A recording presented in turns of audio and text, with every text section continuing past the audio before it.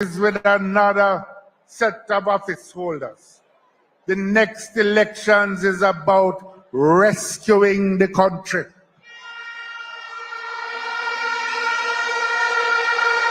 The next elections are about improving the direction of our future as a country and as a people. If truth be told, despite all the gains that have been made in Jamaica since 1938, and despite all that has been achieved since independence, the people of the country are increasingly doubtful about the future. And allow me to tell you, you're out there with them. You hear the concerns. Too many are broken-hearted. Too many live in hope that the best options for their children is if Auntie Mary in Brooklyn can file for their nephew. We can't go on like that.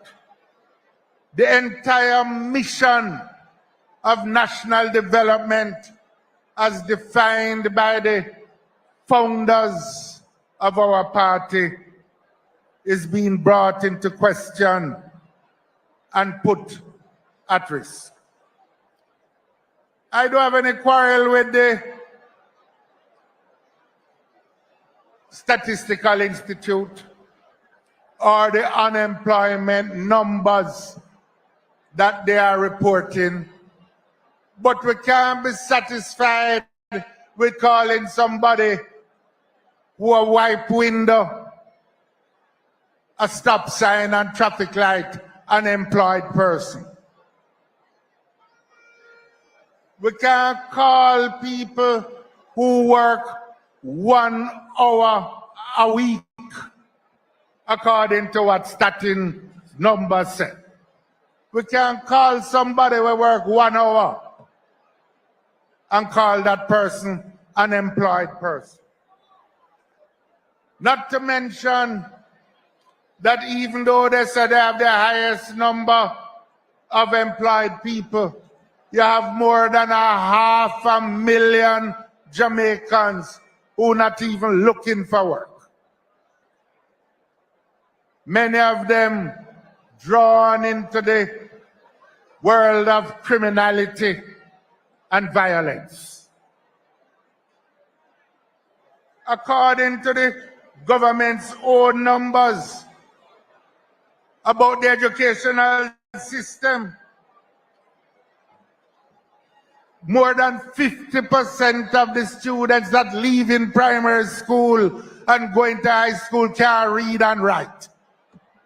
We can't go on this way. And when you remember how much money you spend on your child, lunch money, taxi fare, book money, and after 6 years can't read and write. They say that more than 700,000 people live in so-called squatter community without title to land, without proper housing, without road.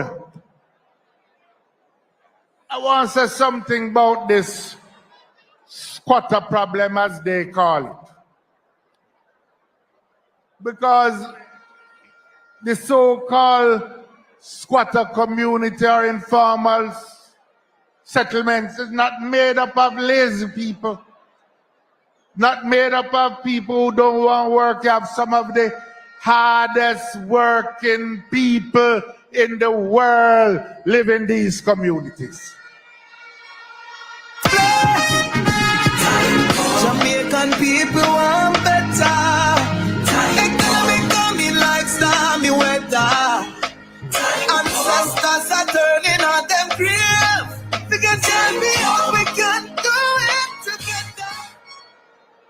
As far as I see it, the squatter communities represent one of the most obscene and degrading elements of the inheritance of plantation slavery and the plantation economy.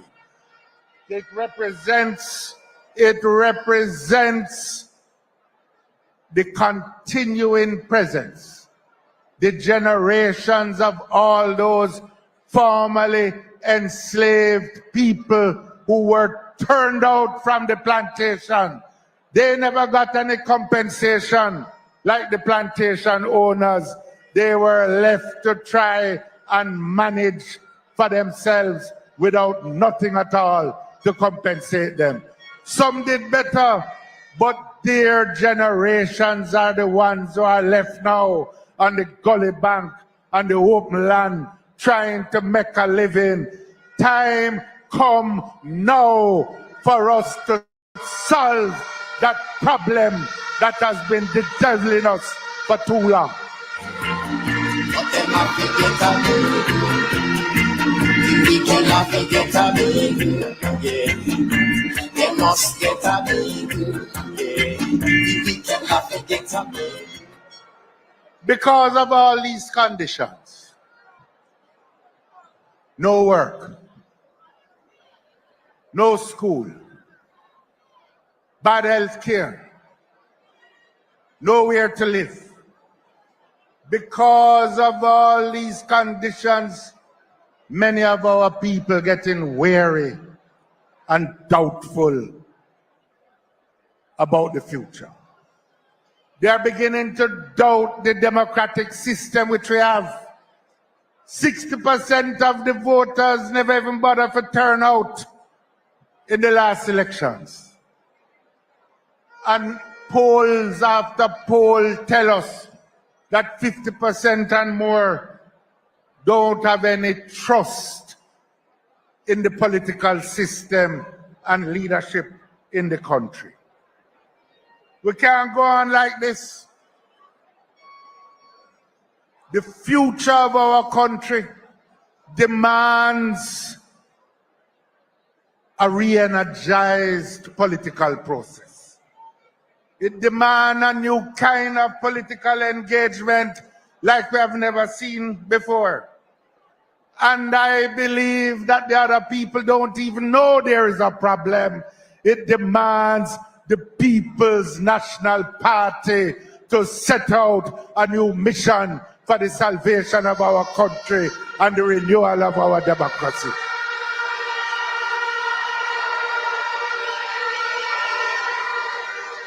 The party has to set out a vision of a revived nationhood.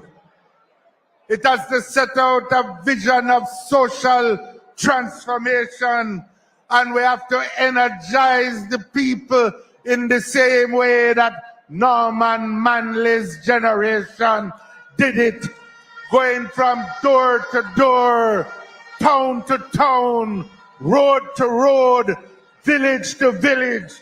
You can do it, you can do it. Are you ready for this mission, People's National Party? You can do it.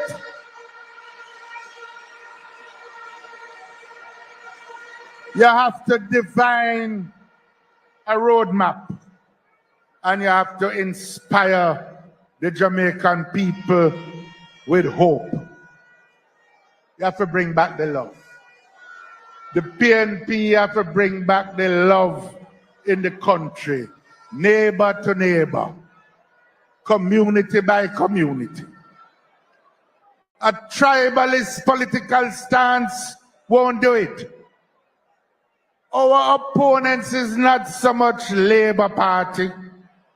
What we have to do is to rescue the country, including labor rights, for a better Jamaica with a different future.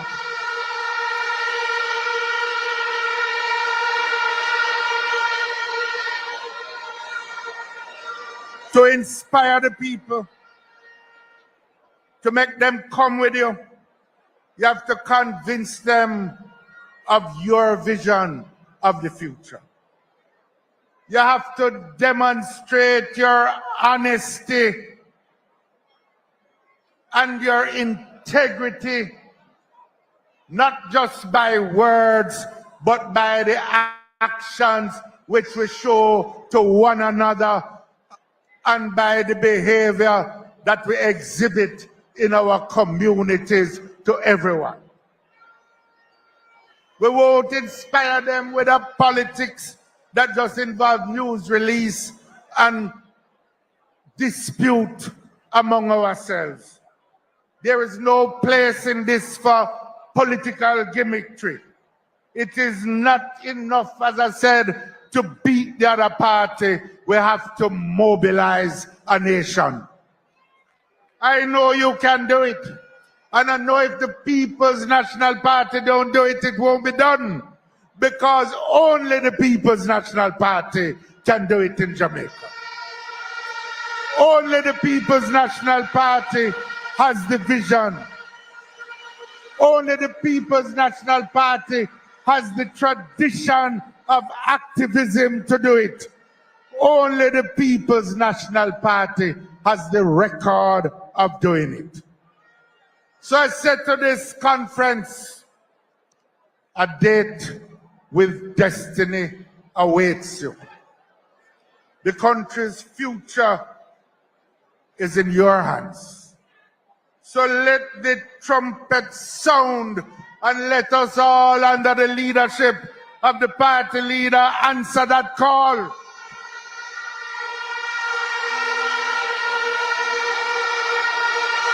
Let us from this arena light the torch of national revival and renewal. Let us stand once more for the cause of our own native land, Jamaica, land we love. Comrades, are you ready? I know we can do it. You can do it. And you can lead Jamaica to that better future. One love, one heart, until we meet again.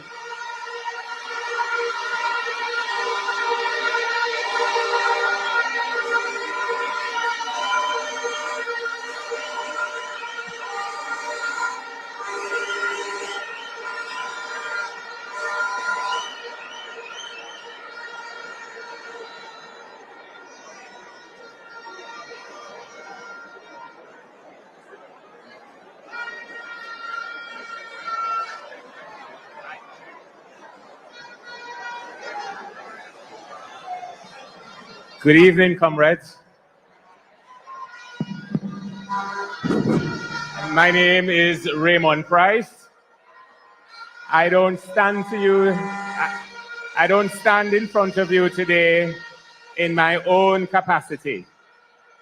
I stand in front of you today to ask you to join us in paying tribute to one who would often begin her presentations with a message of psalm, when she would often say, "May the words from my mouth and the meditation of my heart be acceptable in your sight, O Lord, my Redeemer." I thought number one would surely She was I thought I could be what I wanted. She was our fourth president, our seventh prime minister, a president of the women's movement, the member of parliament for Southwest St. Andrew, a vice president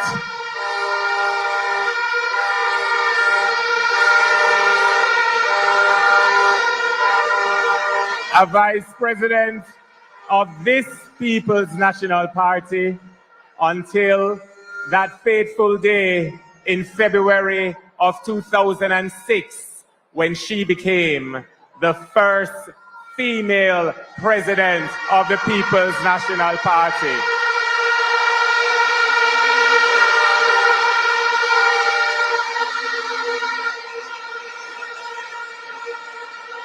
And though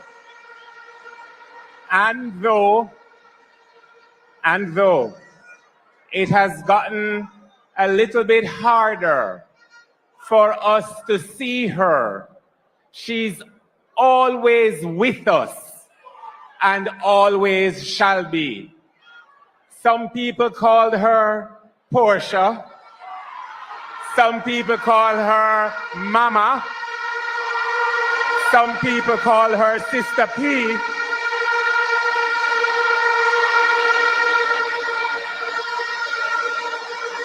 And for the time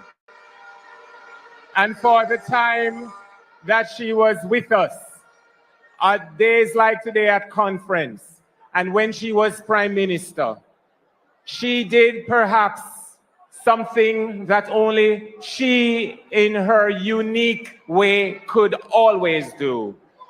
She would cause anyone who felt any moment of being downtrodden, of being hopeless, of being forgotten, of being voiceless. Portia had a way with her own magnetism, her own gravity, her own love to bring us all in a space of hope and promise and determination.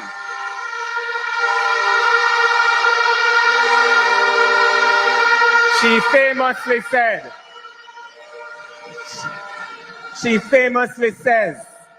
that her mother, Mama Mim, always said to her, the only time you should look down on someone is if you're lending them a hand to lift them up. And indeed,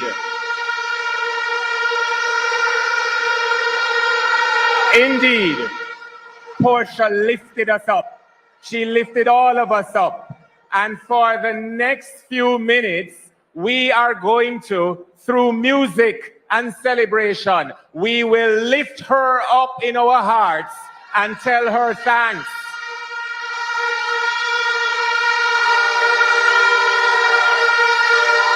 Tell her thanks for a lifetime.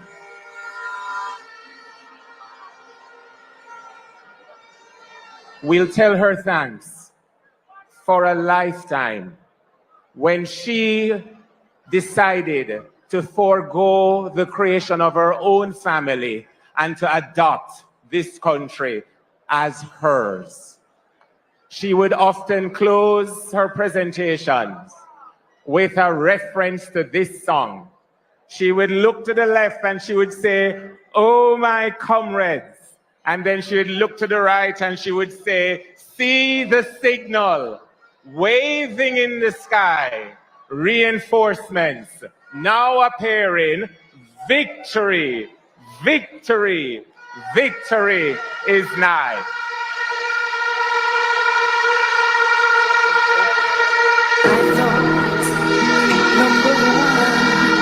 Are we ready for a Portia concert right now? Are you ready to keep a mini Portia party right now?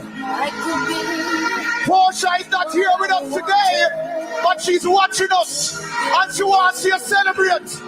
She don't want to watch me. She wants to see us celebrate. Celebrate for Portia. Sing it out. Without you holding, let me see the anthem, the flags.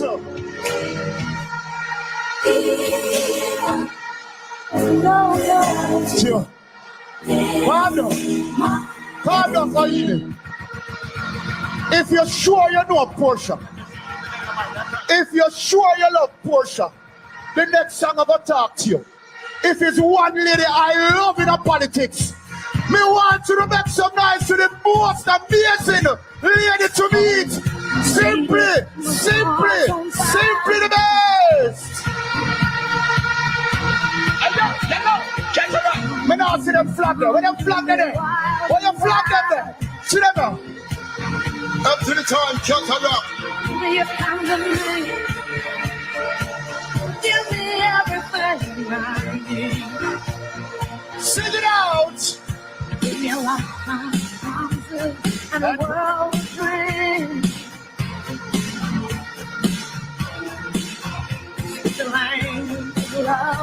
You know what it means. I want you in the whole arena sing it loud. If you know what I want, you sing it loud. Come back to the air and fire. Oh, and make it strong. What do you think about push-up? Oh, Lord. Calm down. Oh, you yeah, do. The other day, them come with that thing. We are telling them, say, PNP have to win back. Because we need to make sure that the first queen of Jamaica is Portia Lucretia Miller. So why you give goal in the power? Why the that? Get her up! Get her up! Up to the time, shut her up. No, I've never been someone shy. Look for now. Until I see you rise, till I had to try. Yeah. Oh yes, let me get my words right and then approach you. When I'll treat you like a man is supposed to. We love you, Portia. We love you. We love you. I know everyone can relate to when they find a special someone. Yes. And I want her in my life. I never knew anyone. So one of a kind, no. The way she moves to her own beat. Calm down. She has the qualities of a queen. She's a queen. What? Everybody will know Portia, no son, and a PR girl. And no push around girl. Again, representing for the original lion. Portia teach every lady say you can't strong, you can't powerful, you can't reach the highest heights in the world. So you don't care to keep the fire blazing.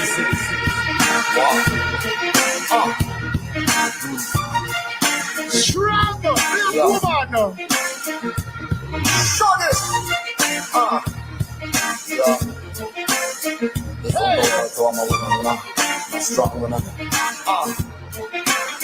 Sing it out. So amazing how this world was made.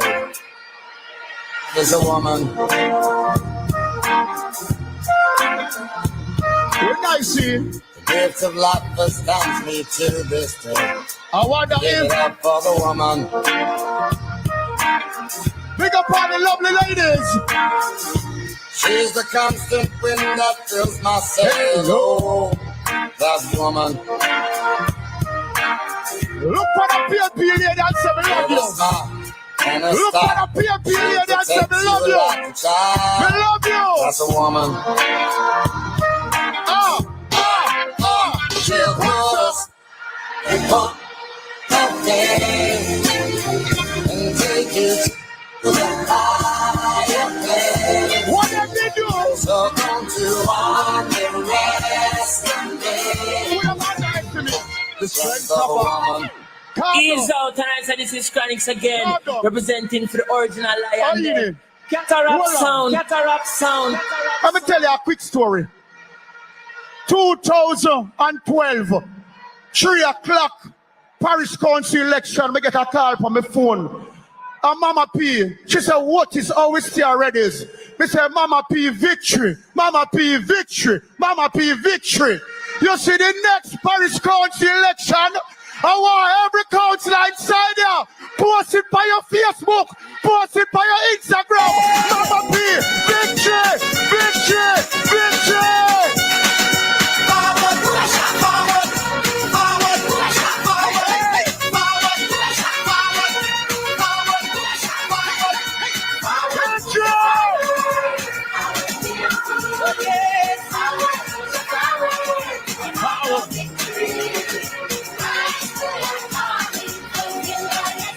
I tell you,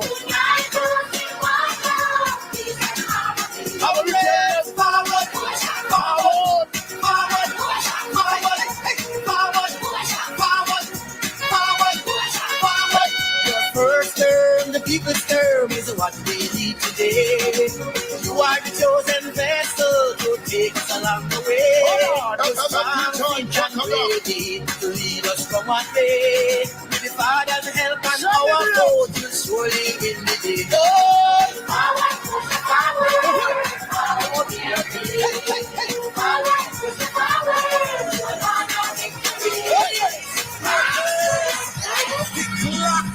The killer is let it go. Let it go. Go on one more. Start your engine. Start your engine. I want you to come and move around. I want you to come and move around. Hold on for the current out. Move around. Let us start the train. Reach the train. Reach the train. Make it forward. Full speed ahead. No. Full speed ahead. Push up full speed ahead. Okay. Full speed ahead. Push up full speed ahead. To get your one man get from the people. Full speed ahead. To your first term, the people serve. Full speed ahead. To a brighter and better future. Full speed ahead. Hey, you are the chosen leaders. Oh, speed hungry. On the side of the push a train. A train for one Jamaica, one family, shaping the future together. I want to be victory train, Angela. Queen push a train. Victory train. Queen push a train. Coming down. Victory train. Get on board, everybody. Victory train. It's a push a train. Victory train. Victory train. What is victory train?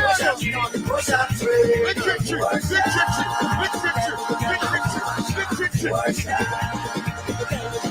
Queen push a train is coming now.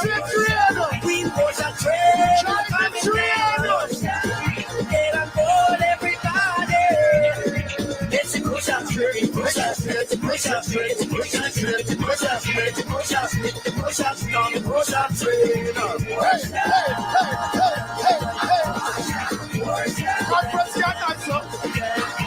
We stop beating St. Thomas, and then we're rolling into Portland, and then we're rolling to Mary.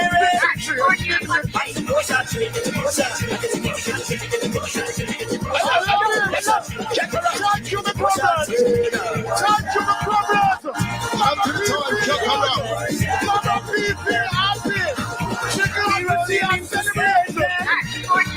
And then we roll into Chilade.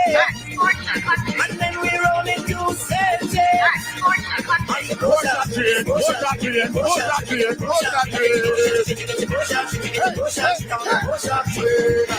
United Jamaica. All aboard. All right, I love you. I love you. And the train of love. Peace. Anywhere you want to watch. We love you. Come to one note. We got the boss. Workshop. Thank you very much. Where would I be?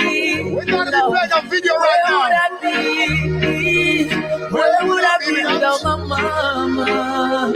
Mommy, me love you, there's a thing I put above you. No house, nor a girl, nor a car. Stand firm in my life, got no but you. From a barn, me and you are bar. Movie, I'm a princess. Movie, I'm a dance. First lady in my life, a girl, I'm the understand. Special dedication to the big woman. From your love, your mama, let me see your hand. So it's a blank for your mama. Light for your mama. So you better pull up the one you for your mama. Proud of your mama, sing loud for your mama. Yeah, I make sure you know you appreciate when you come here. From your heart, let me sing this one. From your love, your mama like this man. Ease out, and I said this is Chronics again, representing for the original Lion Den. Cataract sound. We have a video that's about to be played for the Queen herself, Portia Lucretia Miller. Press play, no man.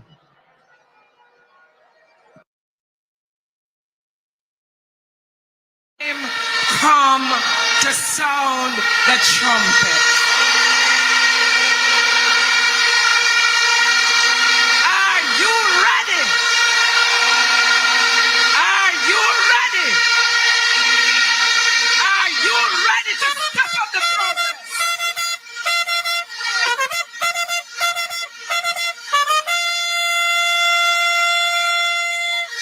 If it is a mountain, we have climbed it. If it is a river, we have crossed it. If it is a test, we have passed it. If it is a race, we have won it. And now that I am calling it, we will win it.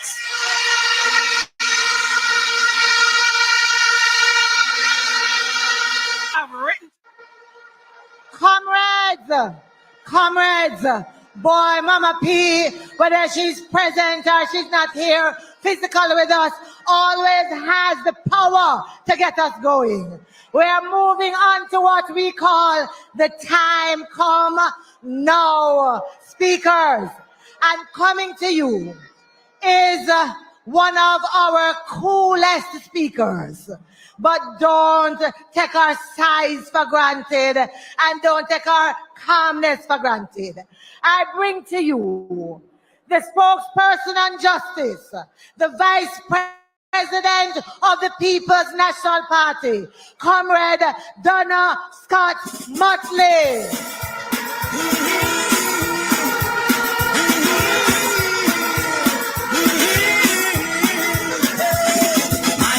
Send me come. My father send me come. I am on a mission and not stopping until I'm done. Though I travel on the rocky road all along, I shall fear no one, for my father send me come. A message from above. Comrades! Comrades! What a way we look good. What a way to celebrate 85. Comrade Chairman, officers of the People's National Party, Comrade Peter David Phillips, our dear leader, Comrade Mark Golding, and his beautiful wife, Sandra. Comrade MPs, comrade senators, all the distinguished persons here. I welcome the representatives of the diplomatic corps, and I acknowledge the members of the diaspora who are now a powerful region for the PNP. But more than all, you, my comrades, you, the wonderful people of the People's National Party. I honor you here as we celebrate 85. And you know, comrades, we have some serious things that we have to talk about. Amidst all the excitement, we have to look forward to the next 15 years when we become a century old. And the task that we have to build a new nation are tasks that only the People's National Party could undertake. I attended political meetings with my father, as many of you did when you were children. My father was a constituency secretary for Clarendon North Central. And from I was a child, we have been talking about the People's National Party. And he would say, Donna, the People's National Party value education. They have ambition and they have integrity. And we are seeing now in this country that we are being led by a government who do not value education, who do not believe their people should have ambition, and who lack integrity. And comrades, this conversation is an important conversation because right now as we speak, there are 6 parliamentarians who are under investigation by the Integrity Commission. We cannot take that lightly. There are 6 people who are making decisions about your lives and who are in Parliament passing laws that would make you serve 40 years and 50 years if you commit a murder, no matter what the circumstances. So if you see your father abusing your mother, or your mother abusing your father, and you get involved, and your father lies there on the floor dead, it means that no judge can take those circumstances into account. You go on to jail for 50 years. Those are the kinds of laws they're passing. So if you live in an area where a Don man send you for a gun, and you can't say, no, I am not going for the gun, and then catch you with the gun, you can't say, is the Don man send me for the gun? You have a mandatory 15 years. And I raise this in the context of the corrupt actions of the government, because they're passing laws for us, but not for themselves. And we need a government who believes in equality and justice. We need a government that says one law for everyone. We need a government who puts the people of this country at the center of its programs. Comrades, let me remind you, we have a comrade on the platform, Comrade Richard Azan. Comrade Richard Azan built 11 shops in Spalding. He built the shops because he saw what his women were going through selling in the market. And he decided, say, it now go so. And so he built those shops to liberate the people and to improve their circumstances. And when the Integrity Commission investigated him, Andrew Horner said he will not sit in Parliament as long as Richard Azan is there. Andrew Horner said Prime Minister Portia Simpson-Miller was presiding over a corrupt government because there was a man sitting in Parliament who built some shops without parish council permission to help his people. Where is the justice now that he hides those 6 people? Where is the justice now that he tells us as Prime Minister he does not know who they are? Turn up the thing, turn up the thing, turn up the thing, turn up. Comrades, it is time for the People's National Party to rise up and take a stand against corruption. It is time for the People's National Party to say no more. Because when this corruption takes place, it means that your family has to lie on a piece of cardboard in a hospital. When this corruption takes place, it means that your children do not have a desk to sit on at school. When that corruption takes place, it means you have no roads to travel on. You have to get a donkey to help you. And it means, comrades, that you cannot improve yourselves as a people.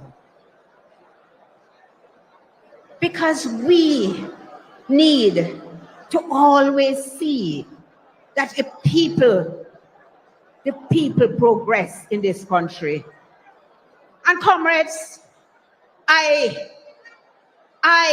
stand before you confident that every word I say can be proven, because I am who I am because of the policies of the People's National Party. I am who I am standing before you as an attorney, as a vice president of the People's National Party, because Michael Joshua Manley gave black people like me an opportunity to get a degree, to enhance ourselves, and that drove us to come back to give to you, the people. But I tell you this, because we are waiting to hear from our leader, I tell you this finally.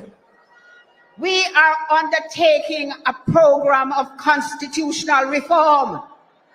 That program of constitutional reform was started by Michael Joshua Manley in 1975 because he said we had to leave the monarchy. And comrades, we have embarked on a program to do so. But the promise which you will have to make to the People's National Party, the promise which you will have to make to the people, the promise which you will have to make to me is that we, the People's National Party, shall be the first government to be elected under a new republic.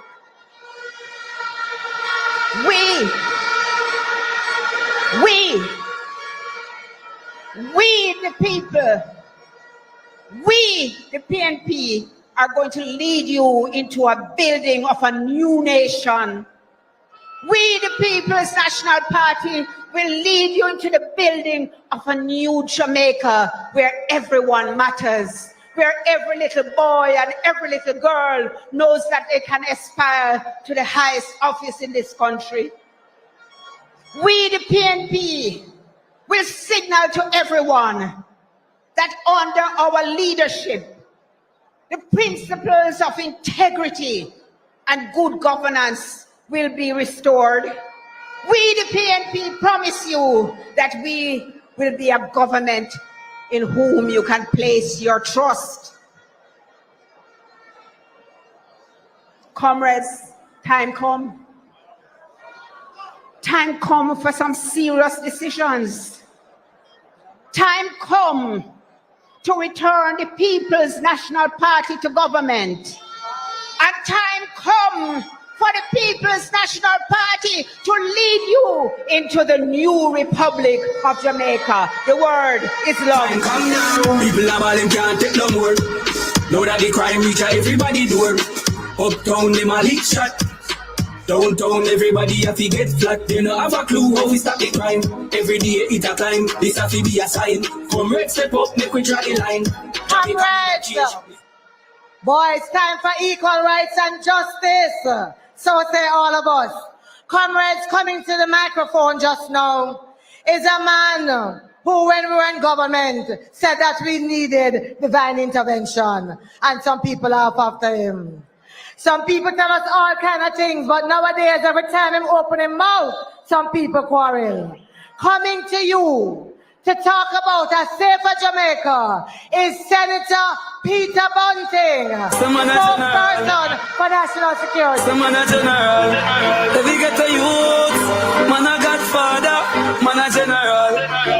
Them for know, man a general. God of peace, angel of death. If we get a youth, don't fret. From you up life, you up. Comrade Chairman, Comrade Leader, Comrades all. I've been given 5 minutes, so I don't want to waste any of it. Comrades, you recall in the 2015-2016 campaign, then opposition leader Andrew Holness promised two main things: prosperity and security. Prosperity and security. Prosperity, the elusive prosperity, has recently been revealed as the name of a donkey in St. Elizabeth.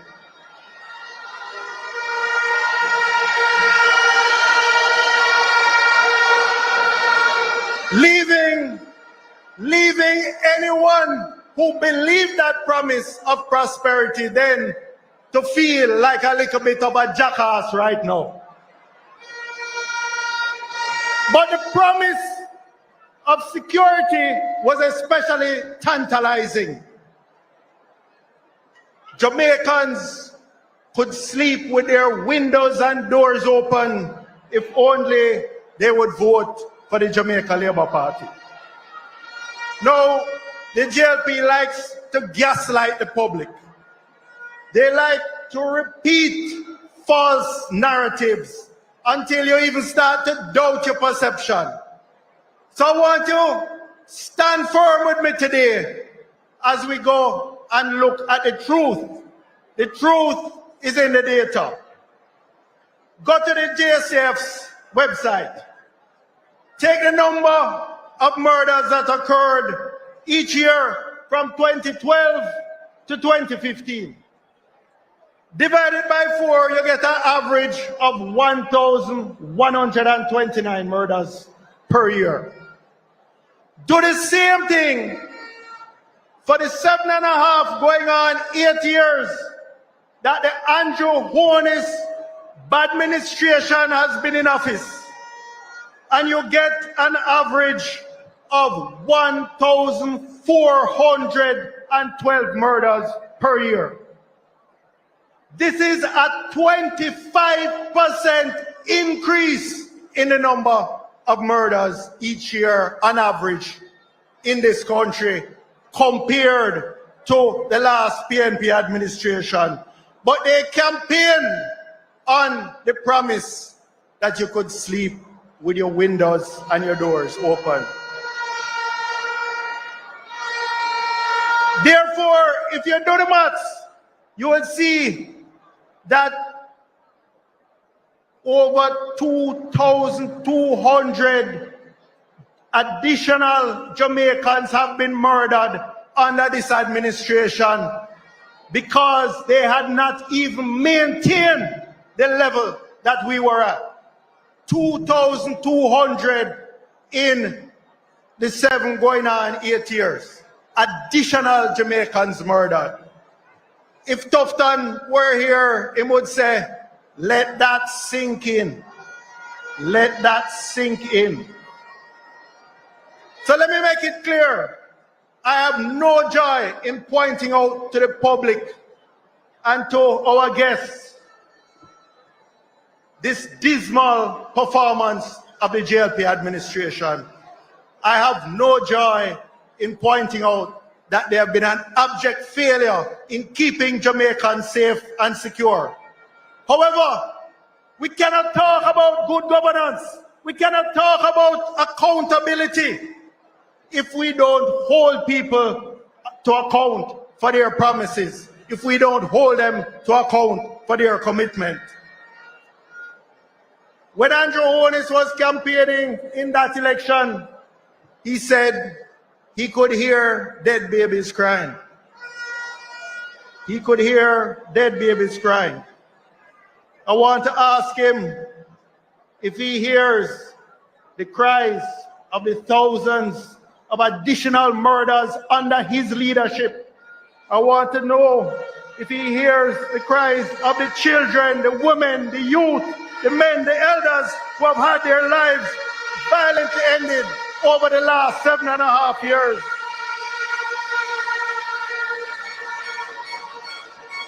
I well remember him shouting at me when I was then Minister in Parliament, say, don't tell me about any whole of society approach to crime. It is the government's responsibility. There is a lot that we can do. So comrades, Jamaica has paid dearly in lives lost because of the failed policies of the JLP Andrew Holness administration. Time come now for an end to excuses and gaslighting. Time come now for a safer Jamaica. Time come now for a leader who is a quick study on the appropriate policies. Time come now for the police to become the guardians of the human rights of all Jamaicans. Time come now for a PNP government to liberate the people from the paralyzing fear of violent crime so them don't have to take for themselves when them see the beryllium truck coming. Time come now. One love, one heart. Starring all the respect and eyes off.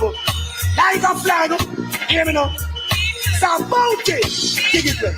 No respect, disrespect in all aspects. Someone to know who they might deal with. They will stop. Time come now.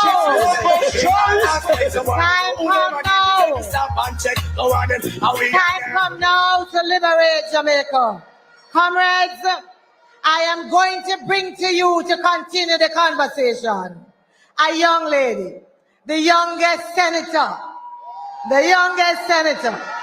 president of the PNPYO, one that is full of vibes and full of passion, representing the future of Jamaica, Comrade Senator Gabriela Murray.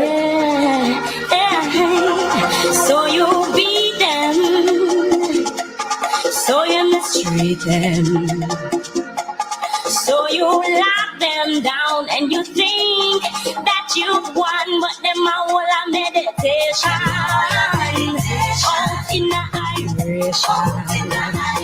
Them a follow Rastafari, and not them a live upright. So tell me where you are gonna do now. Tell me what you gonna do now. Tell me what you gonna do now. That the youth are them roots. You can't want the dog and I lose. You can't.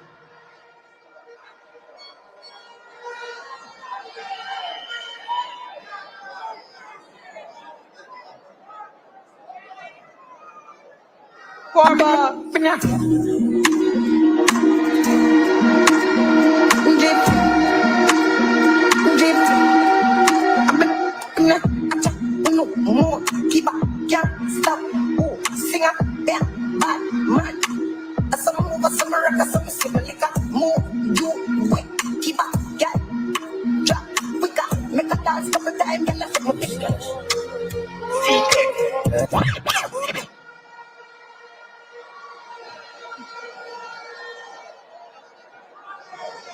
Former party leader Dr. Peter David Phillips, who took a chance on a young 23-year-old and gave her the opportunity to serve this great People's National Party.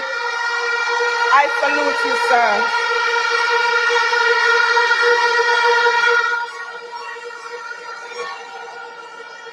I want to acknowledge the comrades on the platform, MPMB candidates, councillors, councillor candidates, officers of the party.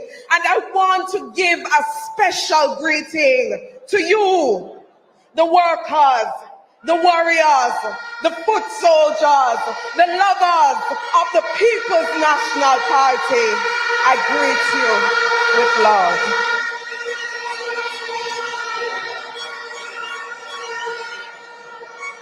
Comrades, I don't think I have to ask, but I'm going to anyway. Comrades, are you ready?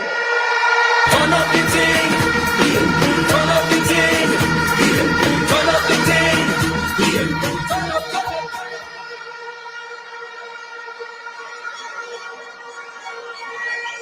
Comrades, we are here celebrating our 85th anniversary. And I want to point out to you, comrades, that the same mission that we were on 85 years ago to uplift the lives of the Jamaican people is the same mission we are on here and now to transform and to retake Jamaica and push us into the future.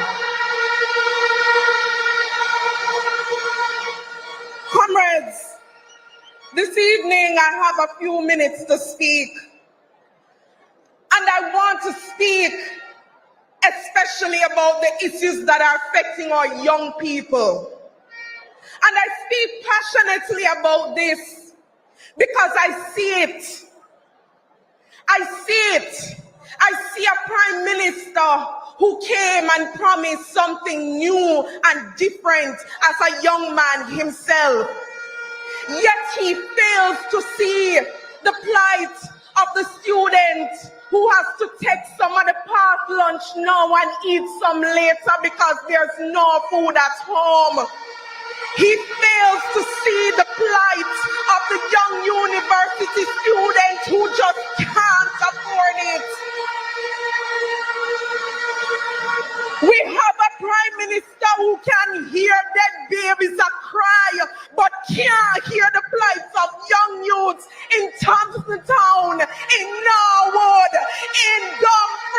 in PN land who are crying out.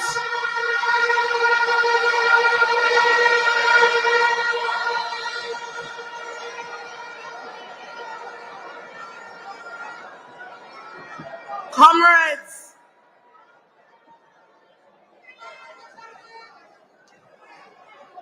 we as a party, we are offering ourselves to this country to lead this next generation into the future.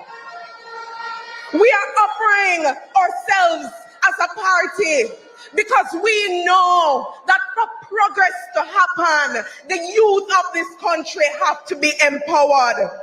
We have done it before. So all who are trying to question our credibility, you know that we have given you the national stadium to advance sports in this country. We've given the Social Development Commission to ensure that there's development at the community level for young people. We've given JUTC, we've given the PATH program, and we are ready to do it again. I hear some people talking about key and lock. I hear some people talking about key and lock. And I want you to know today that this People's National Party, under the leadership of Comrade Mark Jefferson Golding, still has the lock for education. And we free up free education in 1973, and we are going to do it again. We are committing to the young people of this country that we are going to make sure that the education system that we are offering them is top tier. We are committing to young people that we see the struggles you have with SLB, and we want to remove the guarantor and ensure that you can pay back the loans in time. This People's National Party, we have had the lock and the key for opportunity, and we have made sure that we free it up so young people can see progress, so young people can see opportunities to advance themselves. And we say housing trust, and we're going to use the key again to unlock housing opportunities for young people so that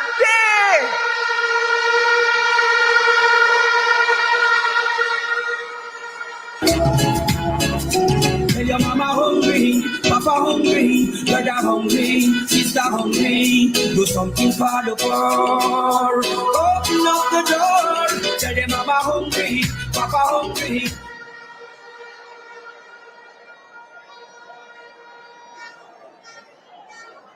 And as I close, comrades, this mission that we are on is about a fight for our future.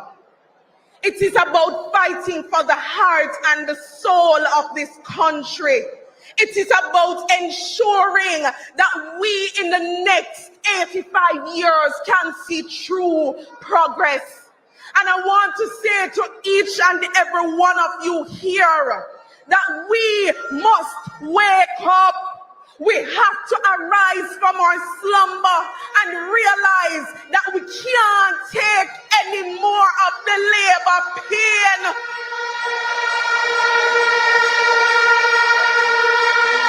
We are talking out for the babies in this country who need proper health care. We are talking out for the young people who are looking for a brighter future. And I want to say that the People's National Party, we are here to turn things around. Comrades, the mission is clear. But we need each and every one of you to know that this is our fight. This is our fight for our nation.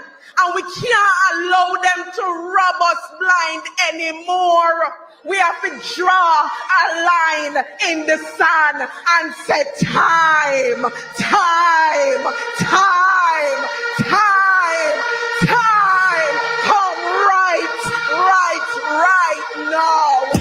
see dripple, I'm not catching. Can you see dripple, I'm not catching. I'm not faking this, no fugazi. You see these feelings, I'm not catching. Comrades, as I wrap up, the People's National Party Youth Organization, we stand ready and we're going to ensure that Mark Jefferson Golden get the key to release it from the bondage of this wicked government. I'm not faking this, no fugazi. You see these feelings, I'm not catching. I'm on quest and feet, I just want to business, if I broke down my business, I'ma show you go bright. After the show, it's after the party then. After the party, it's hotel lobby then. After the NSC, we burn out the slip. And after a couple man, no man, y'all have to get it. Comrades, a little announcement. I know sometimes you don't know your license plate, but try. If your vehicle's license plate number is 7207 KP or 9717 JR, you are blocking someone who needs to leave immediately. 727 KP or 9717 JR. Coming up next, comrades, is one of the videos that we received from a member of our sister party. This video is from Prime Minister Ralph Gonsalves of St. Vincent and the Grenadines.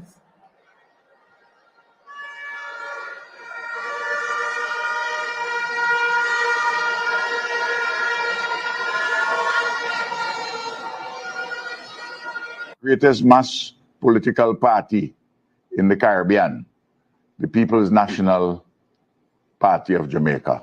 St. Vincent and the Grenadines is in solidarity with you. More specifically, the Unity Labour Party and Comrade Ralph. We are in solidarity with the PNP at its 85th annual conference. In solidarity with your leader, Comrade Mark. Time come for the PNP.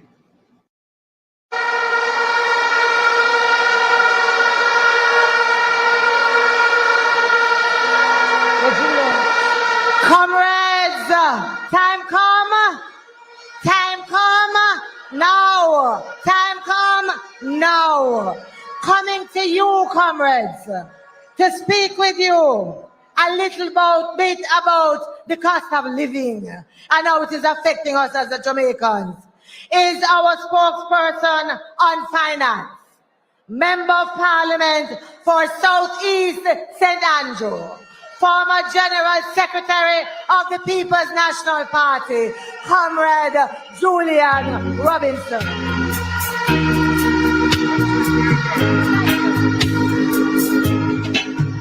I get tired of seeing your face. Can't get me out of the race. Oh man, you said I'm in your place. Comrade Chairman, Comrade Party Leader, Comrade Former Party Leader, Comrade Officers, Leaders, and the workers and the warriors of the People's National Party. From a coming from way up on Roosevelt Avenue, and I saw the crowd, I know PNP River come down, bank to bank. Comrades, we are in an economy where the statistics point to an economy doing well. Low unemployment. We have seen where overseas rating agencies have upgraded us, and we take no quarrel with that. We acknowledge it because the work to get to this, the foundation, was built by Comrade Portia Simpson Miller and Comrade Peter Phillips.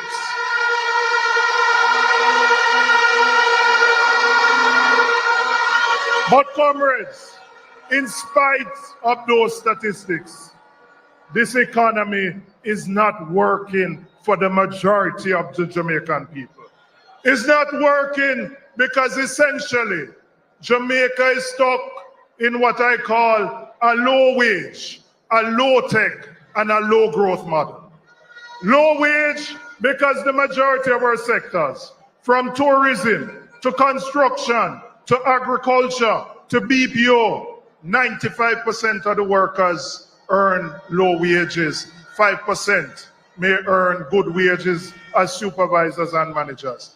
So when you hear the statistics and you wonder why so many Jamaicans live in hand to mouth, it's because we are stuck in that low wage model. We're stuck in a low tech model where our productivity is so low. We use very little innovation and technology to add value to what we do. And we are stuck in a low growth model because for the 60 years since independence, and even before we got into COVID, our economy was on the decline. We have averaged 1% growth for that entire period. So a lot of people are asking, what is the People's National Party going to do differently? We have to transform this economy so that every single Jamaican can feel a part of it. Every single Jamaican can eat the fruits of their labor. And how are we going to do that? The first thing we have to do, we have to reform our education system. The government said they're going to build 6 STEM academies. That's not good enough. Every single Jamaican child, from them going to basic and primary school, must be exposed to science, technology, engineering, arts, and maths. Because that is how you will build the innovation, the creativity, so that we can add more value to what we are doing. We hear, hold on music, man, we don't have much time. We hear plenty talk about the reform of education. We had a partition report, which repeated many things that the Davis report did. But where is the action? What has happened since those reports have done? Time come for the implementation of that report, and a People's National Party government is committed to that transformation. Them ask me what we're going to do differently. Let me tell you about the sectors. In agriculture, we're going to invest in research and development so the farmers know what to plant, what soil type they need, when to plant, so that they can maximize their yields, so that we can feed ourselves and we can export. Them ask us what we're going to do differently. In renewable energy, Jamaica spends the most of its foreign exchange importing oil. The most. And in the 7 years of this government, they have done nothing to advance the renewable energy agenda. Not one new solar plant, not one new wind energy plant. What they inherited from us in 2013 is what the country living on. What we're going to do differently, we're going to put renewable energy back on the map so that we can build a sector of high quality jobs, we can reduce our imports, and we can have a sustainable environment. Them ask us what we're going to do differently. We're going to build a creative industry so that the musicians, the artists, the potters, they can get an opportunity to work, to earn, and it is through a People's National Party government that will do that. What we're going to do differently, the logistics plan, which was done, and Comrade Tony talk about it all the time, we're going to implement it because we have an advantage as a location. So comrades, hear me. We are committed to being fiscally responsible. Don't make nobody else tell you no foolishness, because Comrade Peter Phillips started. But that alone cannot bring the majority of Jamaicans into this economy. So we have to transform it, and we have the steps. We have a leader committed to it. So I am telling you, time come now for the People's National Party. And as I leave you here, I'm going to give you some homework to do. Because in the next 2 weeks, the next voters list going to close on September 30th. So time come for you to enumerate every PNP voter every voter who undecided, whether it's in your yard, your lane, your community, or your district, go forth from here and bring them into the fold of the People's National Party. So if him decide to call the local, if him decide to call the general, we are ready, because time come now for the People's National Party. One love, brother. Jamaican people want better. Economy coming like stormy weather. Ancestors are turning on them grave. We can tell me how we can do it together. When we look at the future. Time come now. Comrades, it's long time we are waiting for your election, local government election. Coming to talk to you now is a senior councillor, secretary of the National Councillors Caucus of the People's National Party, and a member of the executive. Councillor Keisha Lewis. Bakerfield, welcome. If Jah is standing by my side, then why should I be afraid of a pestilence that crawleth by night?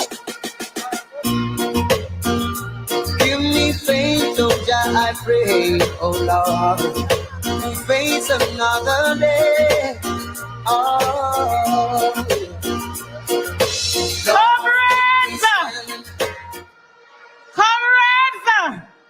Comrades on the east, comrades of Odessa, comrades in the national arena, make some noise for the PNP.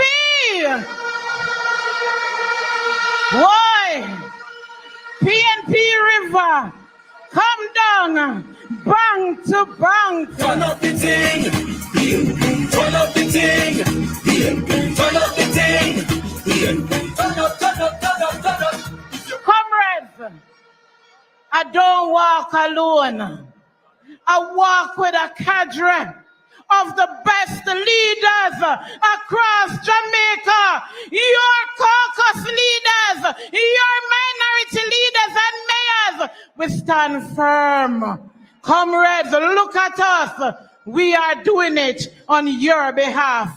Comrades, we start by greeting our comrade chairman, our comrade party leader, Mark Golding, comrades on the platform, my colleague councillors, you the workers, warriors, them call on the foot soldiers, them call you the workhorse of the party. We call you our love, the people we love to serve, the people who deserve it all, because you have laid it on the line for this your party, the People's National Party. Comrades, I bring you greetings on behalf of all the councillors and candidates across the length and breadth of Jamaica. Comrades, time come now. My people, our people, a new day is dawning. A new day is dawning in Jamaica because the People's National Party is here to rescue you. Comrades, I start on a solemn note. I start by paying tribute to a fallen soldier, our friend, our brother, our comrade, Councillor Ainsley Tyson Parkins, who died, was brutally murdered. Let me not say die, comrades. They murdered him in cold blood while he was in the line of duty, working on behalf of the people of the Southborough Division.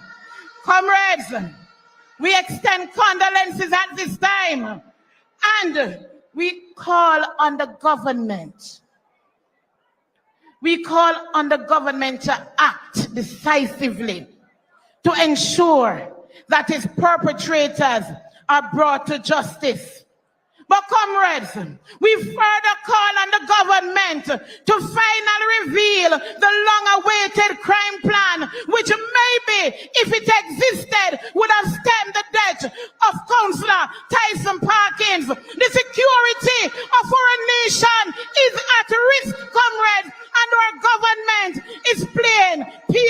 Governor.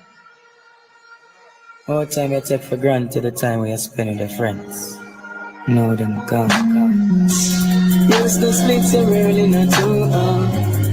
When I ask you, you make me laugh. When me tell you some can't, you tell me some smart. Separate my heart to see your answer.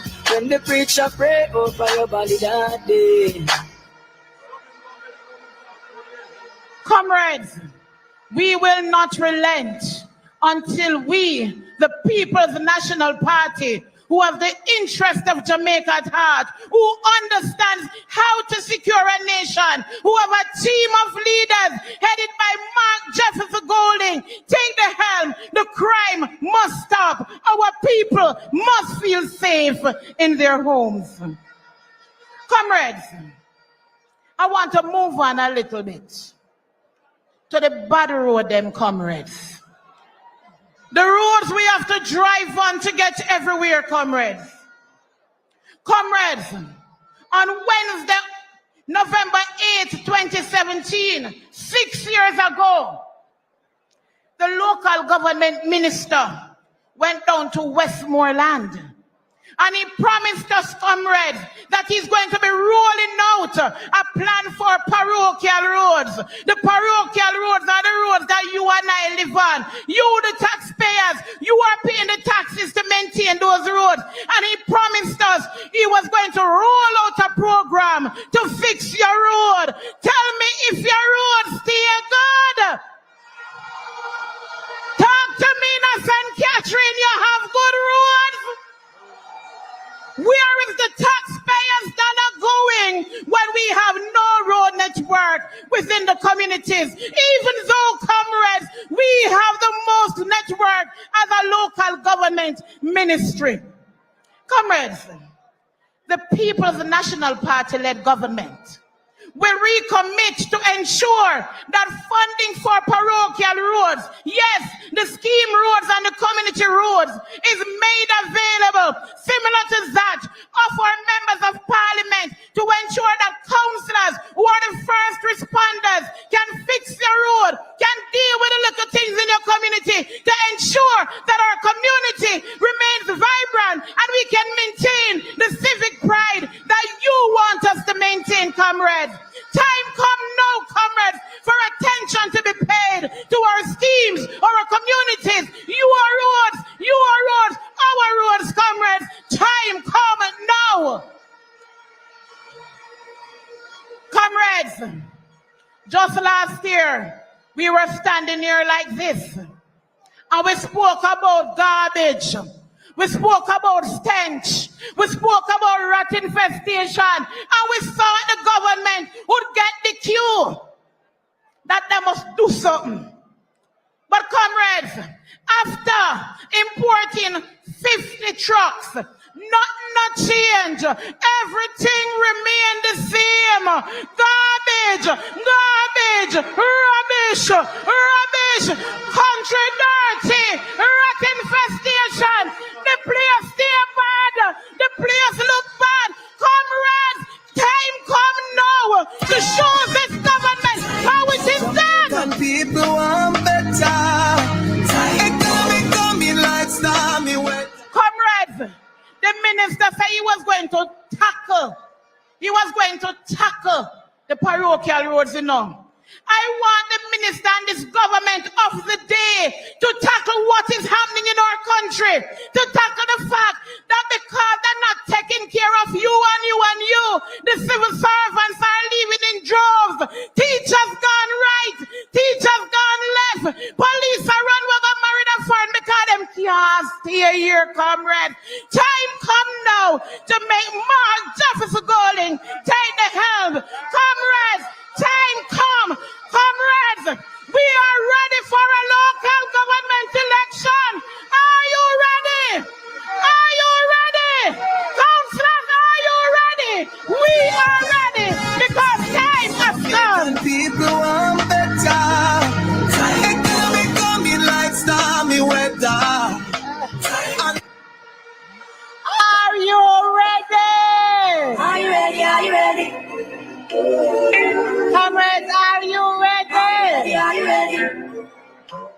Comrades, we are making progress. We are now down to the last person in the lineup of our time come speakers. I am going to call to the podium our General Secretary, a comrade who minces no words, one who speaks the truth and speaks it ever, one who is never afraid. Help me welcome Comrade Dayton Campbell. Jesus, I got Jesus, and that's enough, oh Lord, that's enough. We're not dead, no dash well. It's all about you, that you want to do.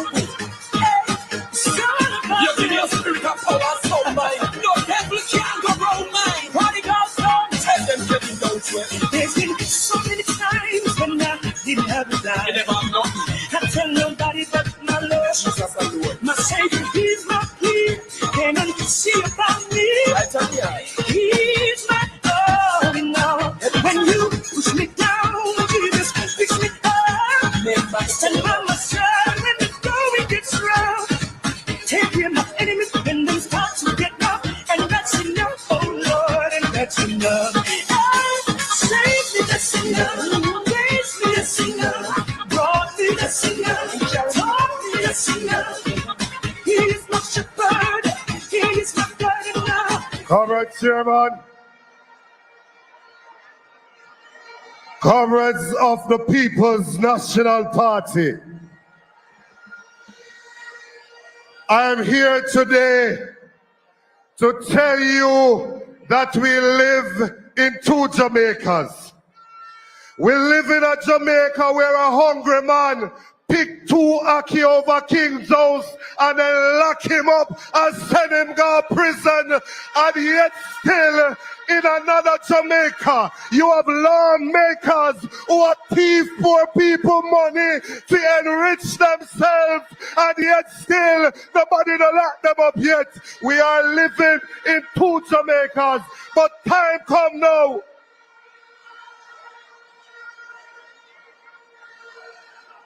We are living in two Jamaicas. In one Jamaica, them say COVID lockdown, and them go take a man out of yard from under him bed and lock him up.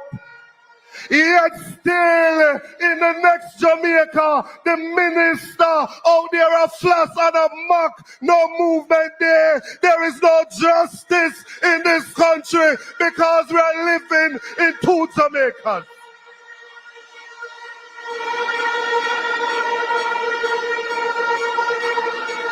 We are living in a Jamaica where certain students can go to good school and become anything they want, and other students are going to fail in schools, as the Prime Minister labeled them when he was Minister of Education. We need a PNP. Time come now so that your children can get good education no matter where they go to school.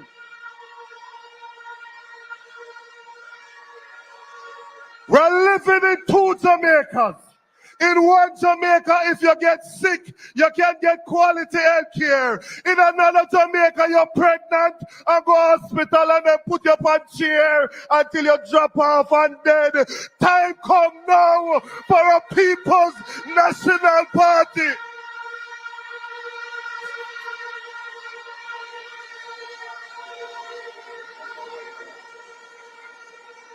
We are living in two Jamaicas. In one Jamaica, you have the opportunity to become anything you want. And in another Jamaica, you have limited dreams based on where you come from, where you address me. But as the time come now, better must come on the Mark Jefferson Golden. Boy, I'm on a rush them like a pit bull. Mix with a ratty, knock them like a rifle. Mix with a shotty, and over them, love the watchy, chatty like a peeping Tom mix. With a motor massy, trying to mix up it.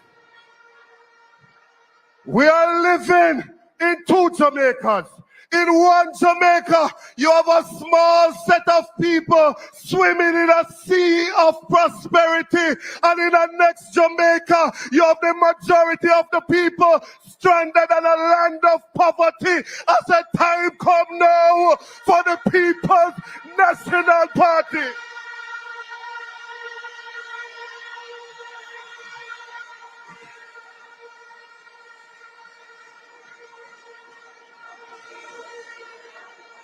We are living in two Jamaicas. In one Jamaica, you can build big building and live in a nice house by hillside. And in another Jamaica, you live in a house, and when it rains, and you hear Ernie Smith saying, pitter patter, coming down like raindrops coming down.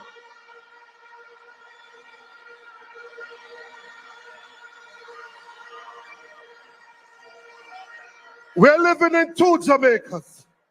In one Jamaica, man can have beachfront property and keep party and enjoy beach. In the next Jamaica, you are barred from the beach, even though you live on an island. We need a People's National Party. Jamaican people want better. Economy coming like stormy weather.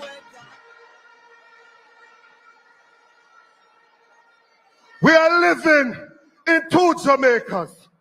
In one Jamaica, there is the sunlight of opportunity.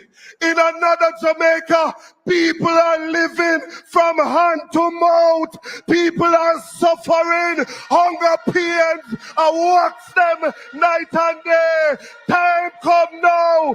Better must come. Adam Jefferson Golden.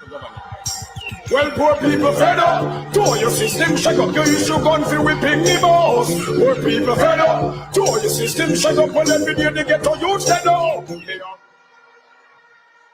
We're living in two Jamaicas. In one Jamaica, man get farmland and I'll change the purpose of the land and take it build house. Them have everything to plant and make sure that the farm run well.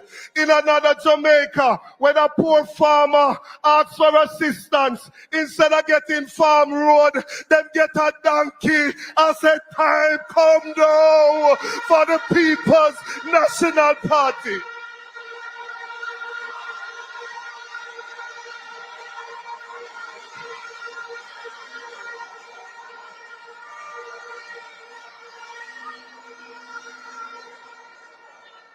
Speaking of donkey, my granny used to say, donkey say, the world no level. And when granny said that, in her way, she was communicating that the society isn't equal. There isn't equality in access to opportunity. So I tell you what my role and my purpose is. My purpose is to talk about the party that took me from nothing and made me into something. My purpose is to tell the story of the People's National Party. Turn up the thing, PNP. Turn up the thing, PNP. Turn up the thing, PNP. Turn up, turn up, turn up, turn up. If you want things to really get nice. And so today, we want to summon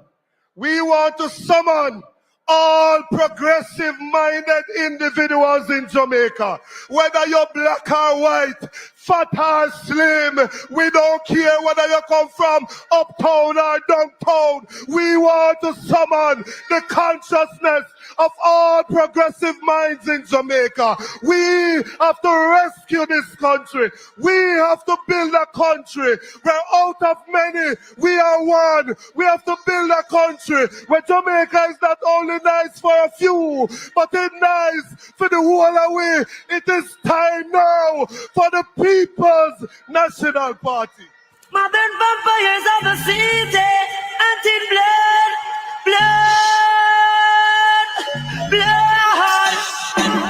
You could have come from Rima, or you come from jungle. Could have come from firehouse, or you come from Tower Hill. Comrades,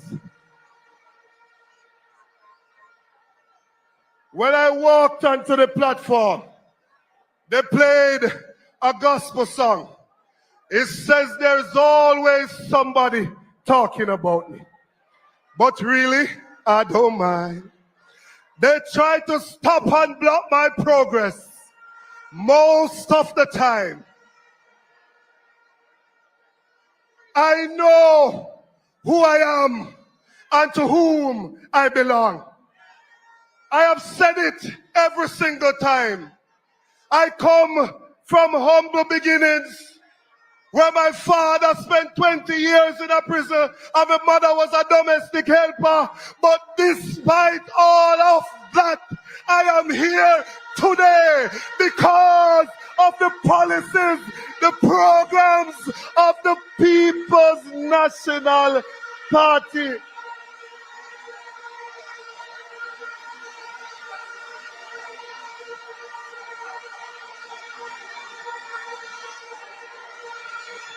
And so, comrades,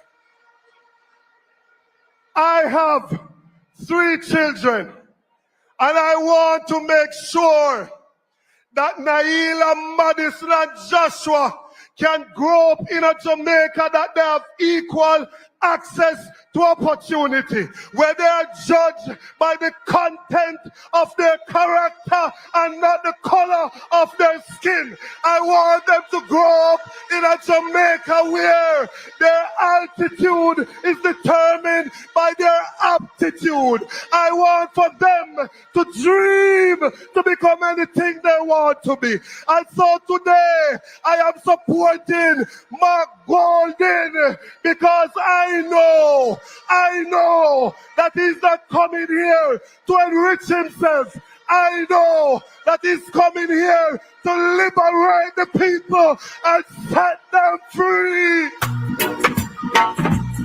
One love, one heart, let's get together and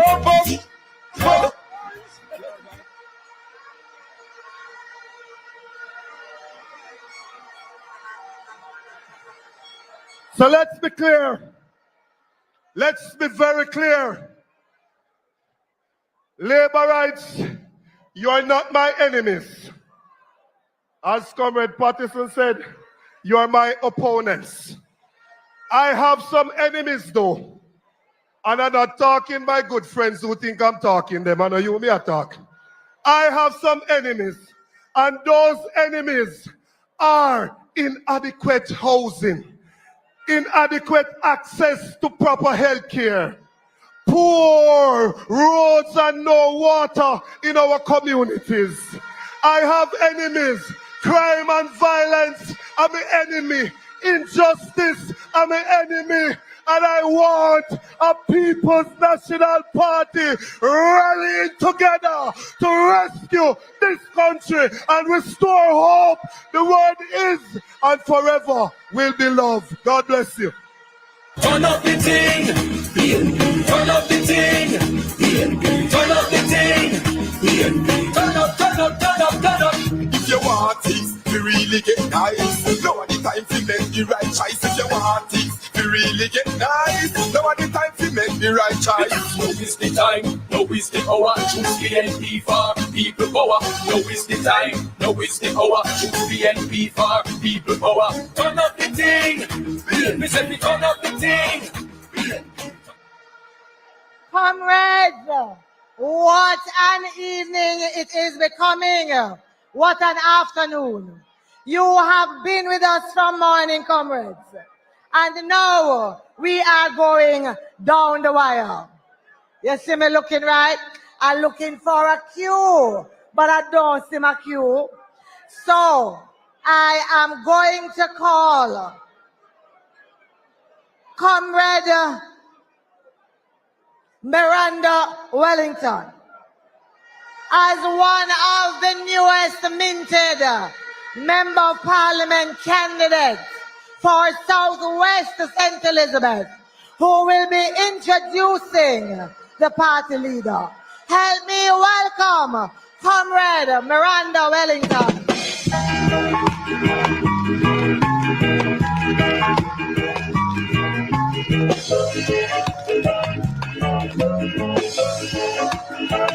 My father Vanya, my father Vanya, my grandmother Vanya, my grandmother Vanya,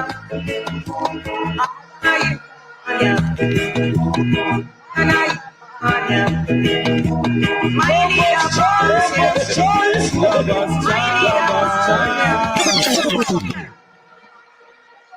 Comrades of the PNP, one love my comrades and respect my comrades. Comrade Cheer, members of the platform, special invited guests, Jamaican viewers here and abroad. Comrades, are you ready?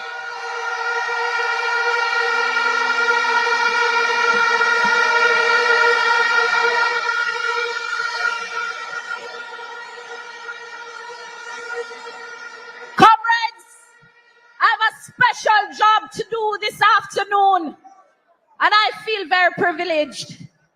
I have the honor of introducing a man who has many talents and accolades.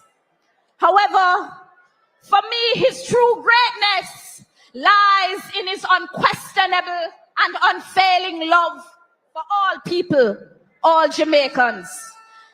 And once you get to meet him, you will feel his genuine warmth and experience his sincere humility. It is not by chance that he has lived a life of service and entered politics, as he hails from a family who has set the example by having much given to this country.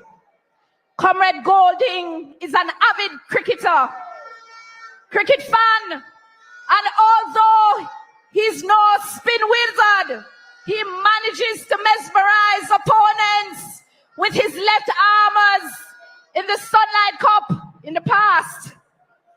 Highly regarded as a musical expert with a cultural mind, his moves on the dance floor often leaves many looking in wide-eyed amazement and wondering if not too late for another part-time job.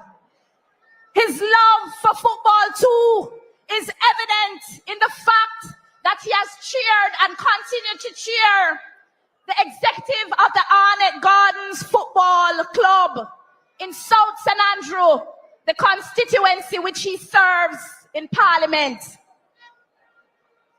Comrades, friends, Jamaica!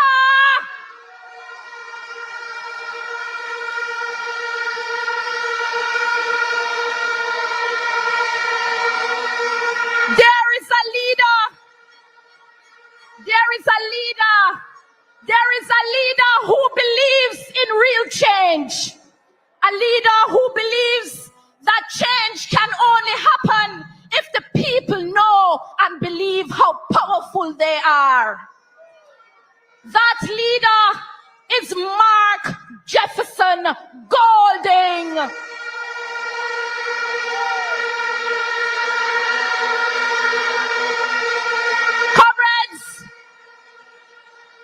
On this momentous occasion of the 85th anniversary of the People's National Party, I am honored and privileged as the representative of the proud constituency of Southwest St. Elizabeth to introduce to you this conference.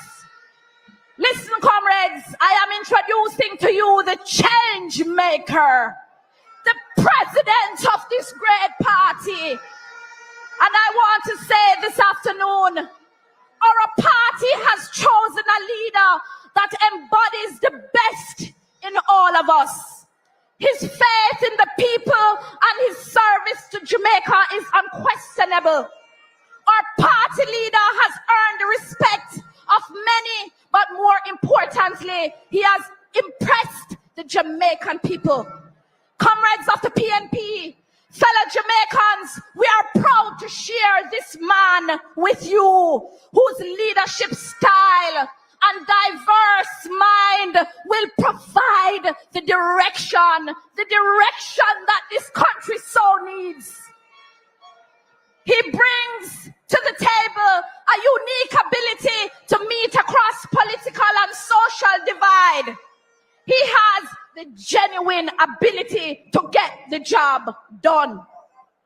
This man has proven that his stewardship is landmark stewardship in decriminalizing the marijuana in 2015 for us to show that this man means business for the people.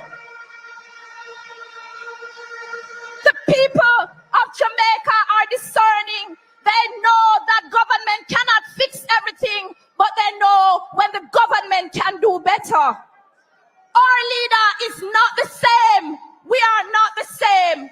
Comrades, instead, I want to say, every child, every woman, every farmer across this country, every hairdresser, every market vendor, Mark Golding is the leader Jamaica needs.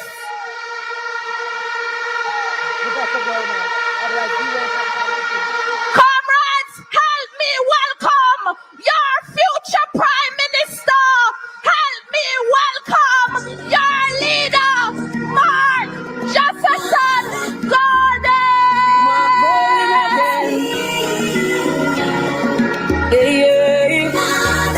Lover's choice. Comrades. Lover's choice. Father God, I made them fight so hard. A lucky thing will never go hard. A lucky thing will put you trust in the Lord. Don't want to forget in the mark like that. No make you over. Yo, Marcus. Unruly. Parents from them can't ever get rid of me. Holy I really we see them try tie them. Know them can't tie down me. Man, most way I reach now, them want see man lie down. Me know them can't tie down me. Unruly we not feel. We not feel. For God.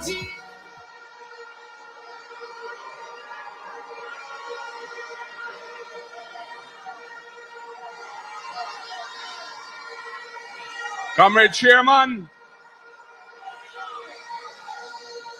Comrade former party leader, Dr. Peter Phillips, all of the comrades on the platform,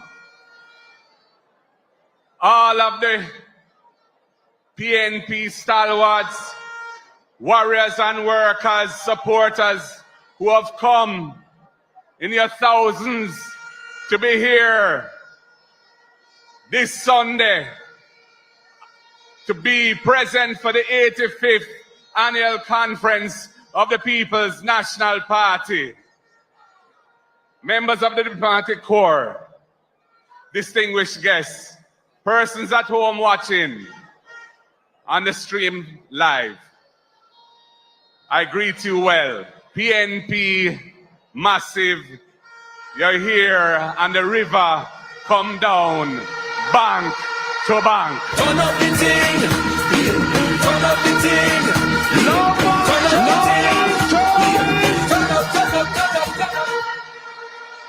You have come from the north, from the south, from the east and west with one clear message for Jamaica. Time come now. Jamaican people want better. Economy coming like stormy weather. So here we are again, comrades, for the 84th time in this great party's history. We are here together as a family dedicated to taking Jamaica in the right direction for a powerful future of hope for our people. And speaking of family, I want to acknowledge the rock, the love of my life, my wife, Sandra. Big up.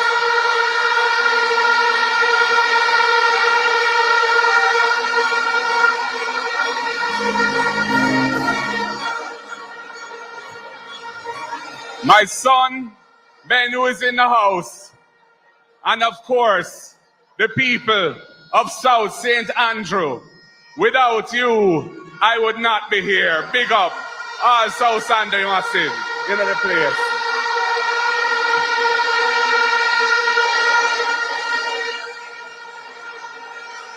I want to also acknowledge the team at PNP headquarters and the team at the office of the leader of the opposition. And of course, the growing family who you see on this platform with me, who are coming together to take the PNP's message of equal rights and justice across this country. Our officers, our executive members, our NEC members, our regional committees, our members of parliament and councillors, all our candidates at the local and general level, our constituency committees, our group members, our cluster managers, our workers, our warriors, our foot soldiers, every one of you who plays a role to make this People's National Party the powerful force of progressive democratic change that it has been for 85 years. Your party leader hails you today. Let's drink to the hard-working people, and let's drink to the lonely. I welcome also all Jamaicans here and abroad, in your homes and your communities, wherever you are in the world listening to us today. I bring a message of peace and love to you, wherever you are in reach of my voice. We have all come here together today to lift every voice and say, time come now. So let me hear you say, time come now. Jamaican people want better. Economy coming like stormy weather. My Jamaican family, what a year it has been. In all my days, I've never seen a year like this. We are living in a time of intense frustration and disaffection, a time of hand-to-mouth living, a time of violence and fear. Look around you, Jamaicans. So I come to you today with a song in my heart, and it goes, there is power in the name of Jesus. There is power in the name of Jesus. There is power in the name of Jesus.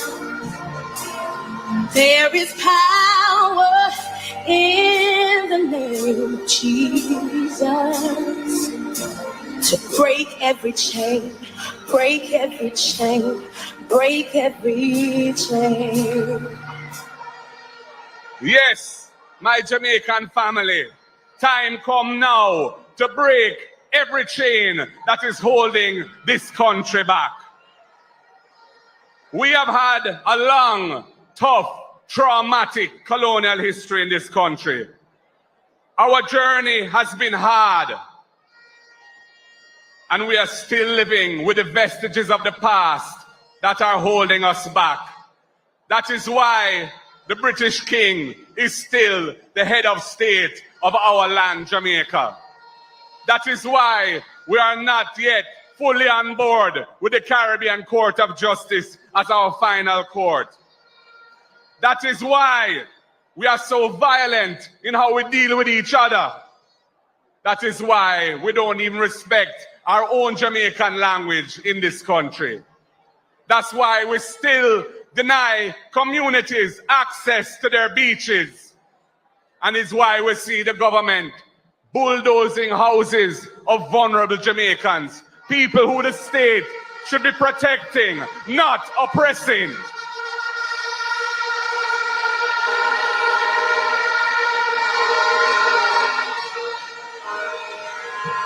We must build one nation where we are all respected as Jamaicans. That has always been the mission of our party. As our founding father, the Right Excellent Norman Washington Manley, told us, this national movement continues to be composed of an alliance of these classes and others who sympathize with our aims under our banner to work for the freedom of Jamaica. Daddy Manley says so. Me love Jamaica, me not sell out. Them try clip we wings, somehow we can't fly out. But when we there, yard, nothing nice like Jamaica. First choice. Under the tree with a glass of lemonade. Jumping at the river when me ready for bed. No boy can't buy me out. Me no foreign minded, no way compared to Jamaica. Jamaica love, we wanna feel Jamaica. The system we have now in this country is not working for far too many Jamaicans. We need a people-centered strategy for development of this country. So we need to change the paradigm. The General Secretary has said there are two Jamaicas, and he has expressed it vividly with examples. And it is true, it is a reality. But there is hope, because the power to achieve the change we need resides in the people of Jamaica. The people have the power to make the change.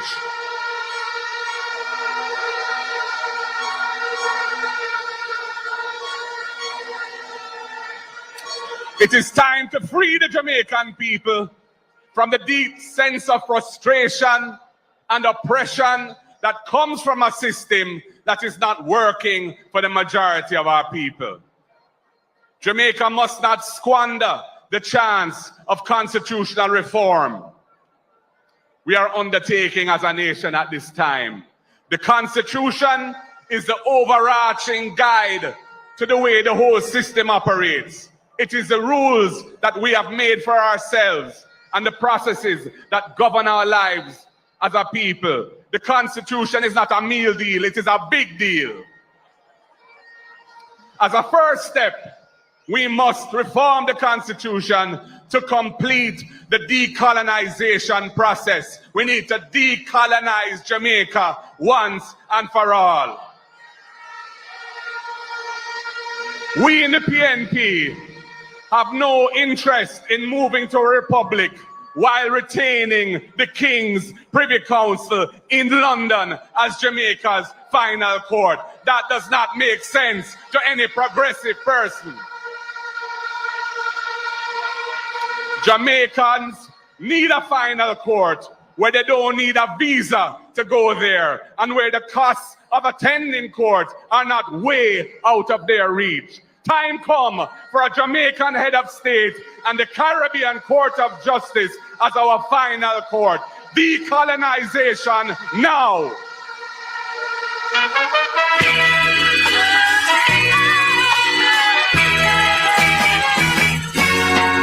This is the land of my birth. I said this is the land of my birth. I said this is Jamaica, my Jamaica. We, the People's National Party, will support both moving forward together. We have no interest in one without the other. We also want to make the government accountable to the people of Jamaica in the parliament. That is why I brought the impeachment bill to parliament. So then, when a politician violates the sacred trust of the people, he or she will be held accountable.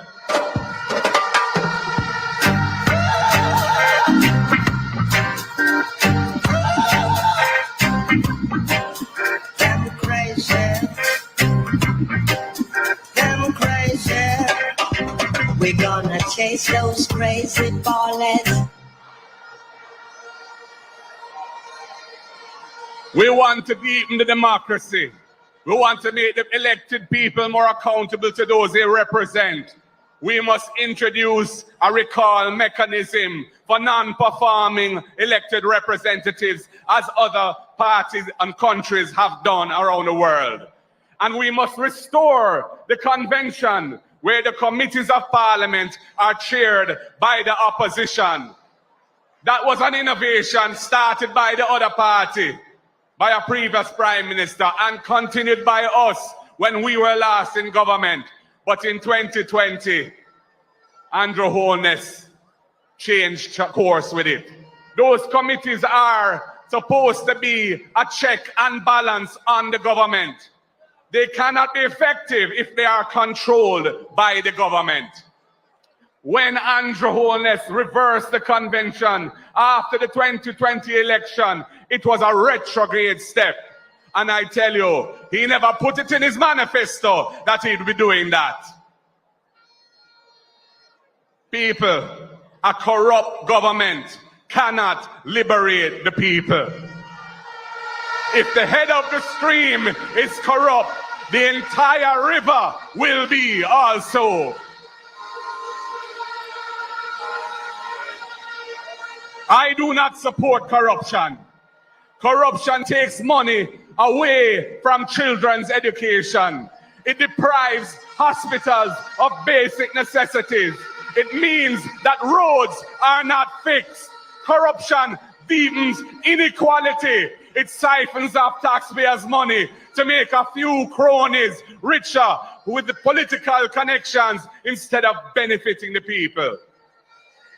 This government has been doing everything it can to weaken and undermine the Integrity Commission, which is an institution that I designed as Minister of Justice and brought the legislation to Parliament to fight corruption in this country. What is out of many, but one set of people feeling it. How that real society, you agree to this? Things are revealed, the garbage, the machine spit. No smoke screen, a river, and no conceal it. Now the system failing.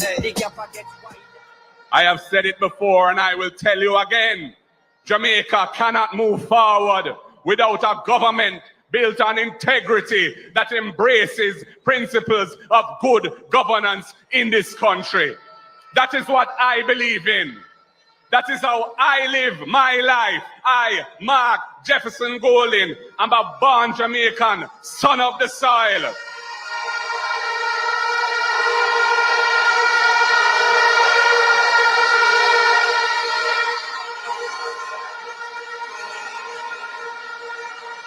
I come from a family that has given great service to the people of this country. Selfless service to ordinary Jamaicans, building lasting institutions of inclusion to empower persons with disabilities. That is my family tradition.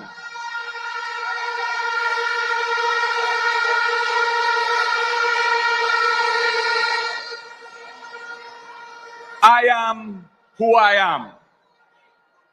Out of many, one people.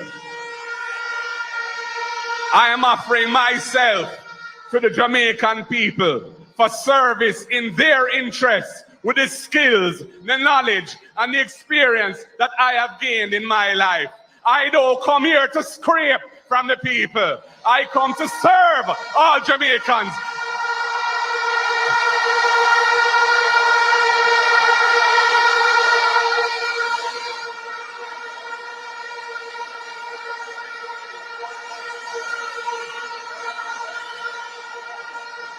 And I come to you, Jamaica, with clean hands and a clean heart. Whatever depraved and divisive vulgarities my political opponents may stoop to in their desperation to hold on to power, I will not be daunted. I have no fear of them.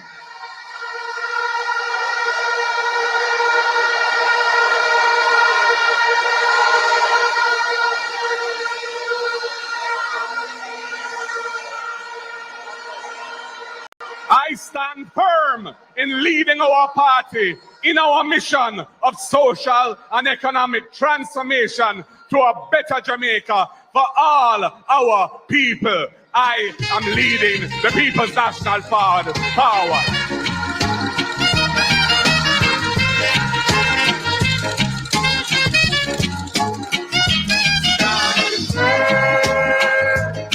We are fighting for a cause to stand firm. Our country they're trying to stop. The mission of the last PNP administration from 2012 to 2016 was to fix Jamaica's long-standing chronic debt problem so that Jamaica could escape the debt trap and give our people a real chance of inclusive national development. Under Sister P and under Dr. Peter Phillips, we transformed the systems of managing our public finances in this country. So successful was this effort.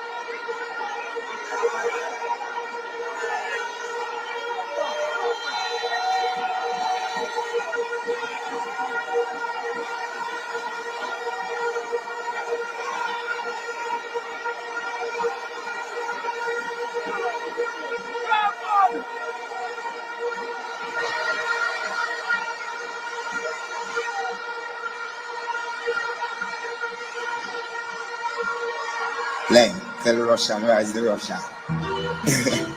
We no frightened so easy.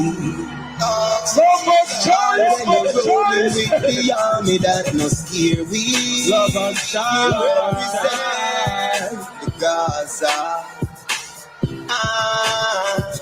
Hey. Nobody.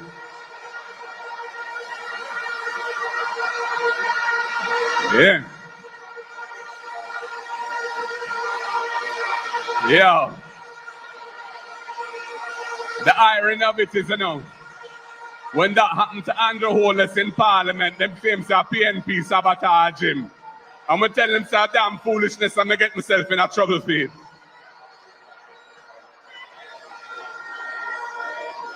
Anyway, we're back up and running.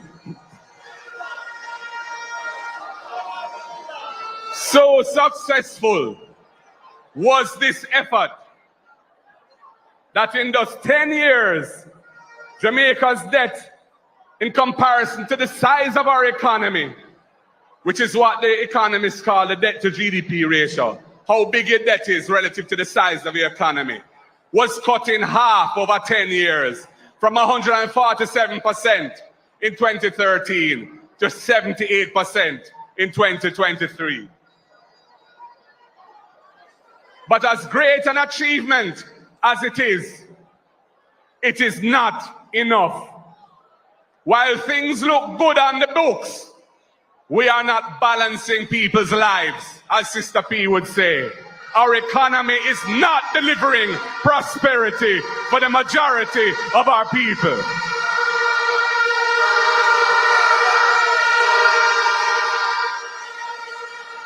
Since getting back to where it was before the pandemic, the economy is once again hardly growing, and it is still delivering mainly low-paying jobs, as Julian Robinson said.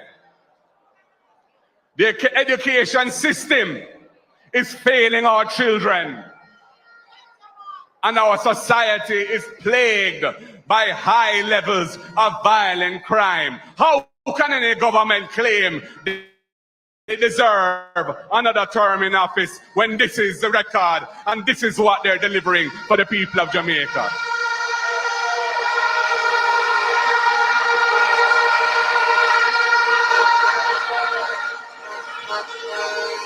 In fact, for this government, prosperity is symbolized as a donkey. It is their hee-haw way of delivering prosperity in this country.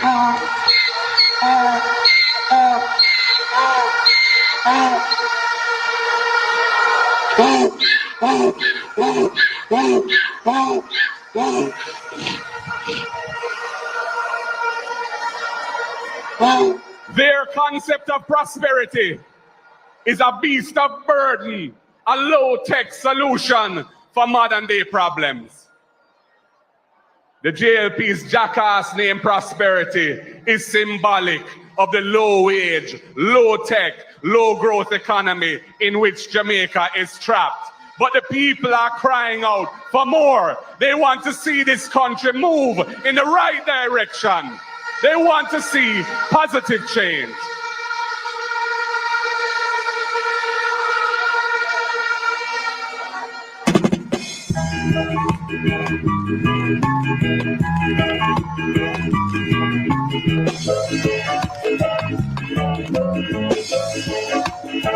My father Vanya, my father.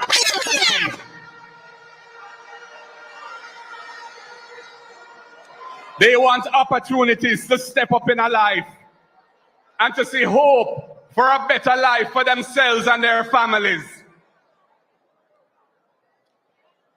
And they need the People's National Party to do that. Thousands of tertiary trained students graduate each year having made the investment in preparing themselves for the future, for the workforce.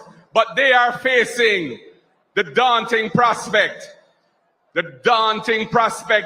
of an economy that is only offering low-wage jobs that do not meet their aspirations for personal development. Our people want peace and security in their communities. They want a society based on social justice, where every Jamaican is respected and treated as a valued citizen of this country.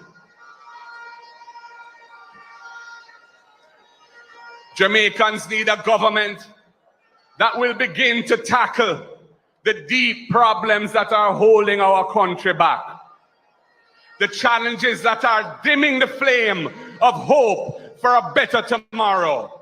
No more of the same. No more of the same. Time come to move in the right direction.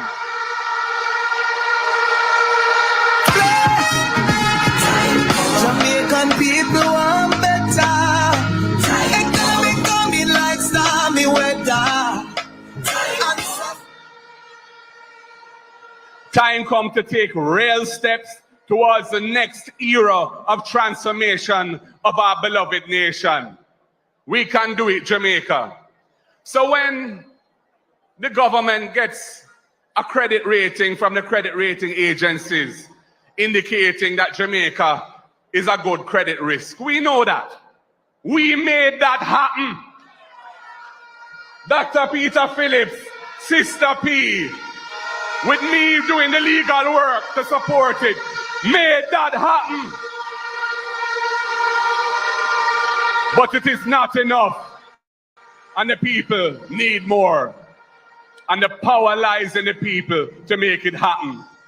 The PNP will lead the country on a new mission, which is to achieve the next great transformation of Jamaica.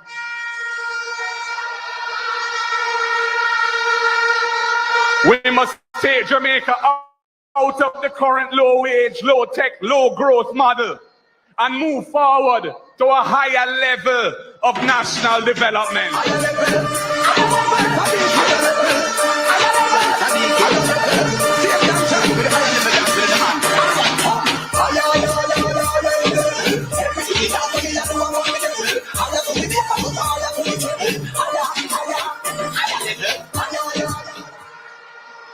Our mission is to move from fiscal stability to economic transformation. Fiscal stability is important. We understand how to do it. We understand why it's necessary, but it is not sufficient. Economic and social transformation is where we need to go. And that is where we will be taking Jamaica. We need to begin to build a different Jamaica, a Jamaica moving in the right direction. And I will now tell you some of what we have in mind for the future. Beginning with education and training. The People's National Party believes that investing in the development of our people is the key to economic and social transformation. The great talents, resilience, creative power of the Jamaican people have made us global superstars in culture and sports. The next PNP administration will invest in the development of the capacities of people to be productive and innovative in other areas too. To get there, we cannot accept what exists in education today, where over 30% of children leaving primary school cannot read and write, and around 50% don't have the basic number skills or comprehension skills. That is a recipe for underdevelopment, for backwardness, and for persistent poverty. Bond that, the PNP, not in that, we have to change that. Time come now, people are all them can't take no more. Now that the crime reach everybody door. Uptown them a lick shot, downtown everybody. With the current situation, it means every year many thousands of children enter high school without the foundational skills to cope with secondary school work. Most of them will eventually leave high school without achieving the basic standard of 5 C6 subjects, including English and maths. This is one of the most significant sources of Jamaicans' problems. It feeds low self-esteem, frustration, anxiety, feelings that lead too many youths into badness and criminal activity. It causes too many of our people to be left behind.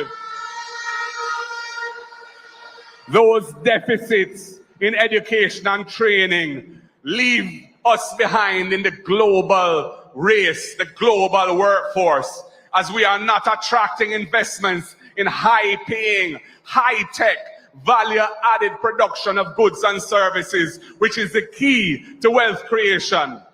Most importantly, our society is still suffering from the long reach of negative ideas built by slavery. We must include the teachings of the Right Excellent Marcus Mosiah Garvey in our schools to build back that self-esteem, that inner confidence and personal inspiration to all our children, regardless of the race.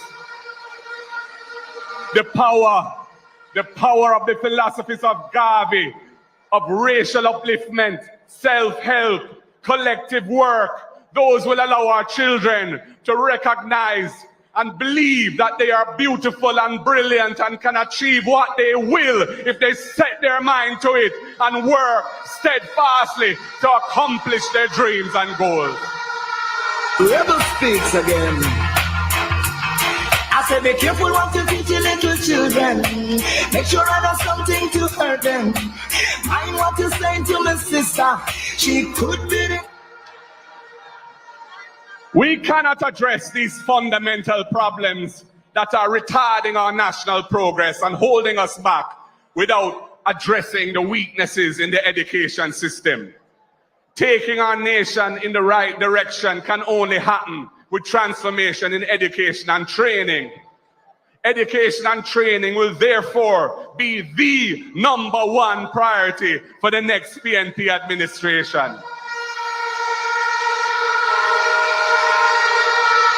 Education and training are the key to a strong society and an economy capable of transformation to a higher level of income and wealth for our people. Ain't gonna lie, education is the key and the limit is the sky. Ain't gonna lie, unity is strength, get to use, love is love. Ain't gonna lie. In keeping with the Orlando Patterson report, we will prioritize early childhood development and primary schools because our children must have a good start to advance. The goal of the next PNP government will be to ensure that Jamaica has a first-class citizen, first-class system of early childhood development and primary school education, second to none in this region, in this hemisphere. That is how we will focus on bringing along those who are currently left behind. We will make investments in teacher training, in teacher compensation, in infrastructure and technology to support services for parenting. We need to give our children the best start in life. We will expand and improve the school feeding program to ensure adequate and proper nutrition and to encourage school attendance. Jamaica is a world power in terms of cultural influence. The expressive style and power of our language is part of what has made the Jamaican language an international cultural language. It is loved abroad, but why we don't respect it a yard? We must acknowledge that we have a language problem in this country. Part of the legacy of our colonial past is the belief that the Jamaican language created by our own people is somehow unworthy and only to be spoken by those who can do better. It is time to move beyond that negative and backward way of thinking.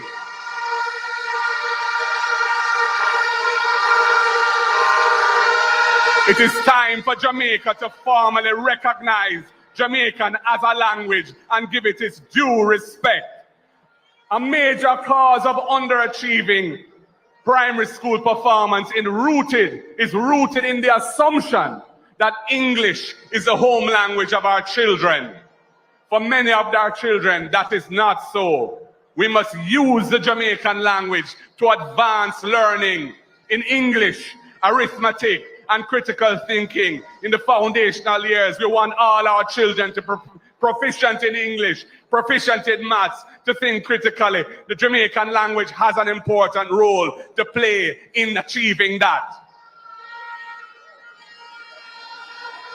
We must also place emphasis on student support and the diagnosis of learning disabilities so we can deal with those problems early.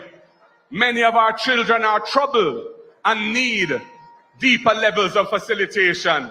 We owe this to our children so that they can secure better educational outcomes for themselves. Education must also be the base of transformation towards a nation of productive citizens. The PNP will reinstate civics as a mandatory course in our school system.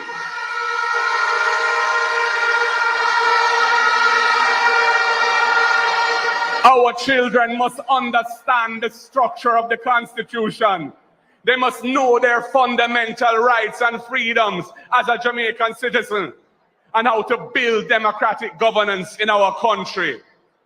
The wholesome values and attitudes of good citizenship, respecting each other, playing a part and caring for the well-being of everyone in our nation. We must inculcate these things into the minds of our children so that our society can be cohesive and strong. That is how we will grow the attitudes for a better, more peaceful, more loving Jamaica with a sense that we know where we are going.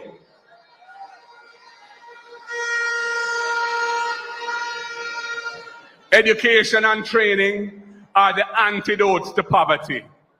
For our tertiary students, our intention is to remove the barriers and take the fear out of borrowing student loans to invest in their education. We will eliminate the need for a guarantor of a student loan, which many students from low-income families find hard to find.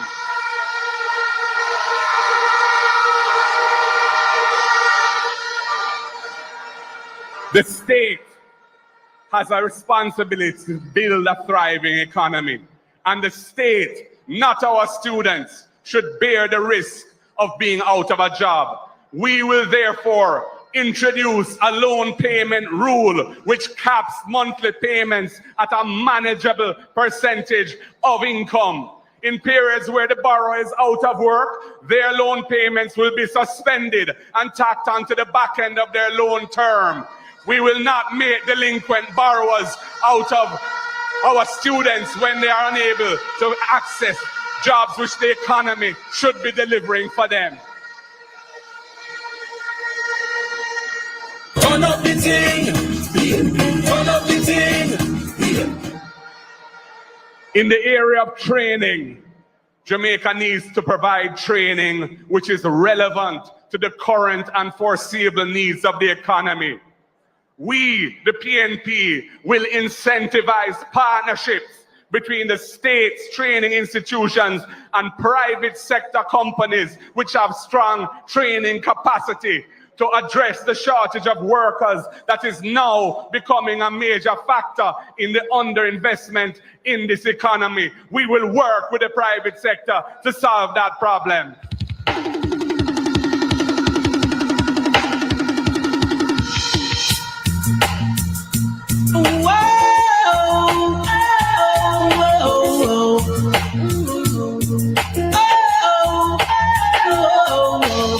Went away to a far land, spend some time. I am already in discussions with private sector leaders to identify innovative solutions to these problems, to meet the legitimate need for workers while ensuring that the country's training capacity for our people is expanded and modernized. We must all work together to solve the problems of this nation. The PNP has always been an alliance of all well-thinking Jamaicans, uptown, downtown, round town, town or country. We are there for everyone. I want to say a little bit about food security, climate change, and the transformation of agriculture. Comrades, Jamaica imports over $1 billion of food each year and has run for many years a large trade deficit in goods. Imports are more than 3 times greater than exports. The pandemic taught us that global systems of supply are vulnerable and expose the need to reduce our reliance on external sources of feeding our people. Michael Manley said, we must eat what we grow and grow what we eat.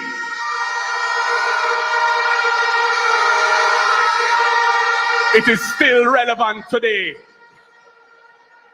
As climate change impacts our weather patterns, we need to be proactive in identifying the steps to build resilience in our food supply systems as an important part of our overall strategy for dealing with the impacts of more extreme climatic events. As Prime Minister, Sister P had the vision to establish climate change as a specific ministerial portfolio responsibility as far back as 2012. In fact, our chairman for life, Bobby Pickersgill, was the first minister.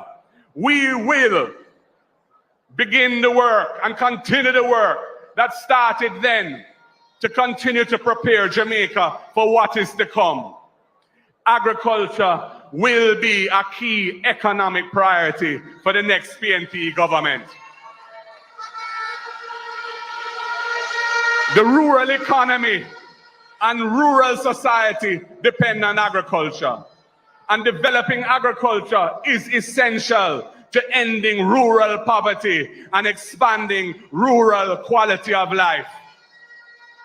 The transformation in agriculture is therefore indispensable to achieving national economic and social transformation. It has to happen. Farming over blossom, investment over profit, inheritance from me seeds up, me alright in it. Yo, if you want. The good news is that agriculture has tremendous potential for export-led growth because Jamaica is blessed with high quality and marketable produce. Our coffee, our cocoa, our ginger, our scallion, our garlic, our herbs and spices, our Sea Island cotton, and of course, the good medicinal and therapeutic ganja where I liberate in 2015.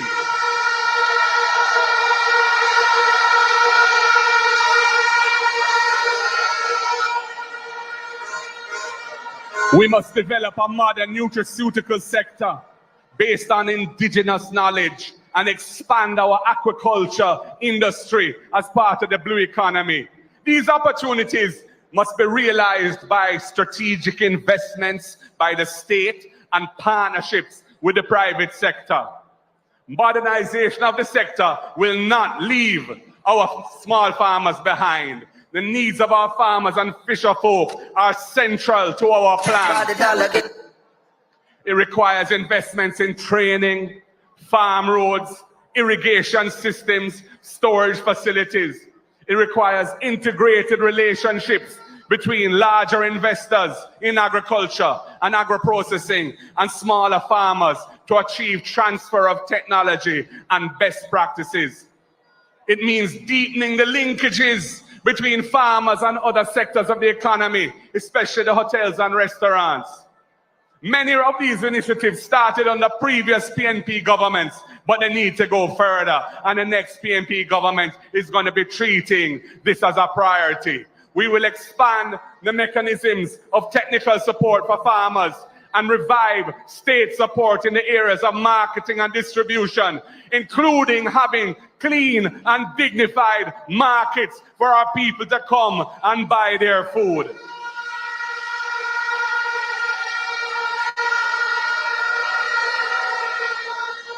I move now to the issue of energy. Energy is critical to economic transformation, and the cost of electricity is unsustainably high in Jamaica, making it difficult for our economy to compete with the rest of the world and making life hard for our consumers of electricity. The government is not serious about dealing with this problem.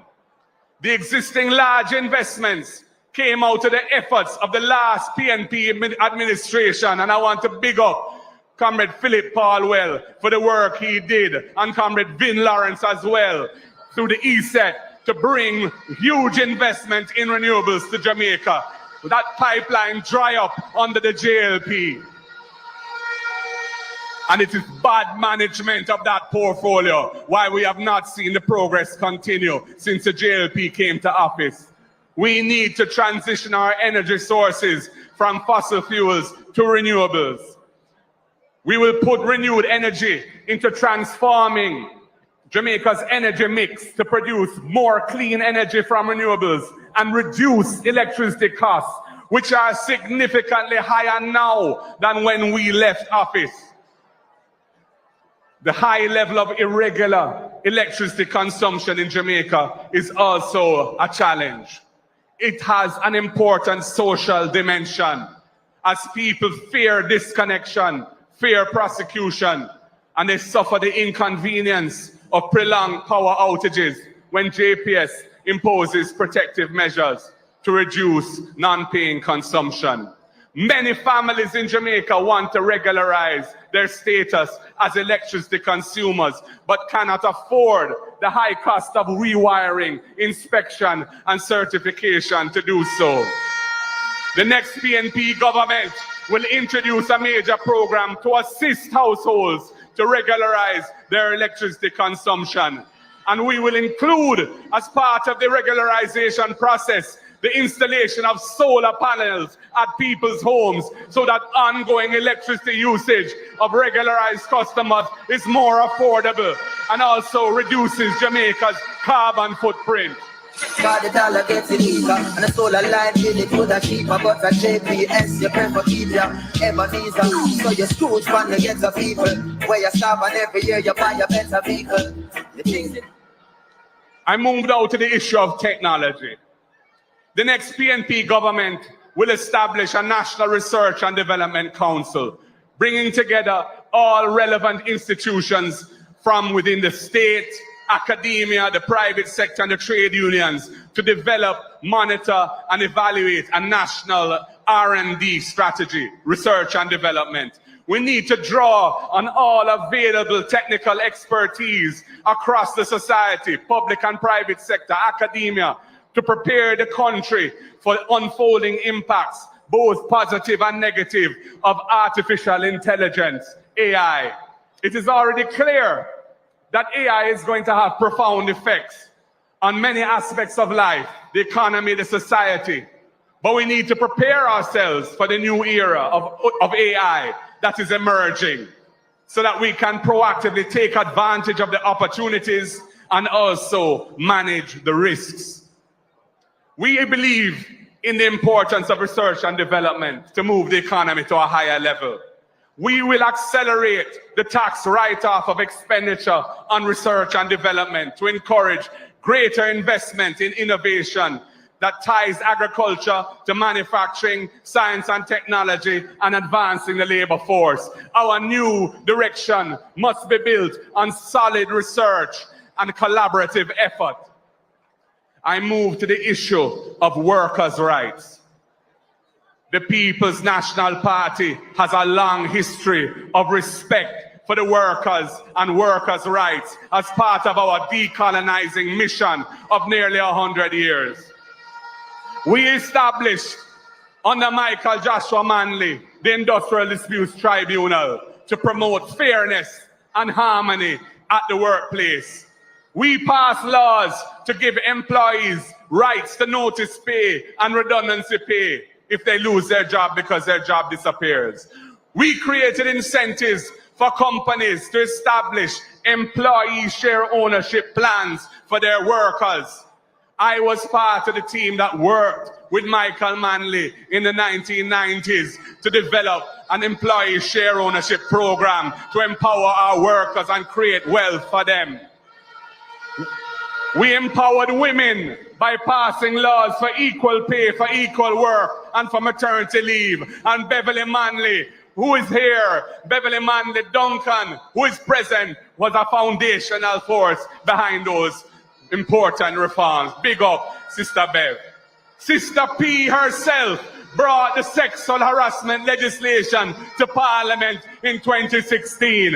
It took the JLP nearly 7 years to pass it. We believe in Jamaica's workers. It is workers who build nations. And therefore, respect for workers' rights will continue to be at the heart of the PNP's governance when we return to office. So, equal rights, justice, and equal rights, justice. Social justice must also exist at the workplace. A major concern we have is the abuse of the contract work mechanism to deny our workers their basic rights and benefits that are supposed to be guaranteed to them by law. This must end. I am not saying that there's no place for engaging professional or technical service providers as independent contractors. Clearly there is. But contract work is being used to deny the rights and benefits that workers should have in situations where, for all intents and purposes, the individual is working as an employee. The next PNP government will put a stop to the abuse of this mechanism so that all our workers will enjoy the rights and benefits to which they are entitled under law. We will also revamp the Employee Share Ownership Plan Act, giving existing owners in the society incentives to facilitate their employees acquiring a piece of the pie. As I said, I was part of the team led by Michael Manley that pioneered that legislation in the early 1990s. It has time come now to make it user-friendly and to promote its benefits once again. I can tell you, my own personal experience is that employee share ownership plans can create great wealth for both employees and employers by forging common economic interests in the success of the business that strongly incentivizes high levels of productivity. And when you join that with a listing on the stock market, I have seen blue-collar workers in this country become millionaires through their ownership stake as the business grows and thrives. The People's National Party want our people to step up in our life and do well, and we know what it takes, and we're going to do it again.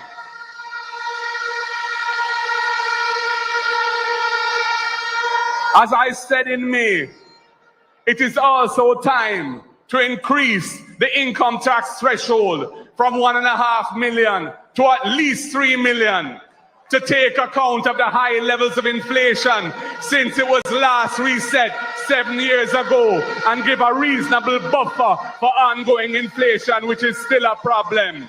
And we're calling on the government to implement that increase.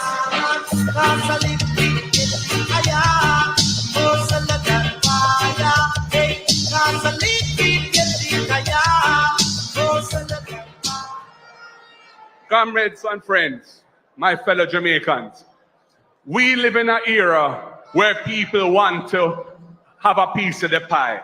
They want to be owners too. And the People's National Party wants that for them. It is important to build an ownership mindset so that more people can build intergenerational wealth. We want the Jamaican people to feel part of the society and treat it like they have a real stake in it.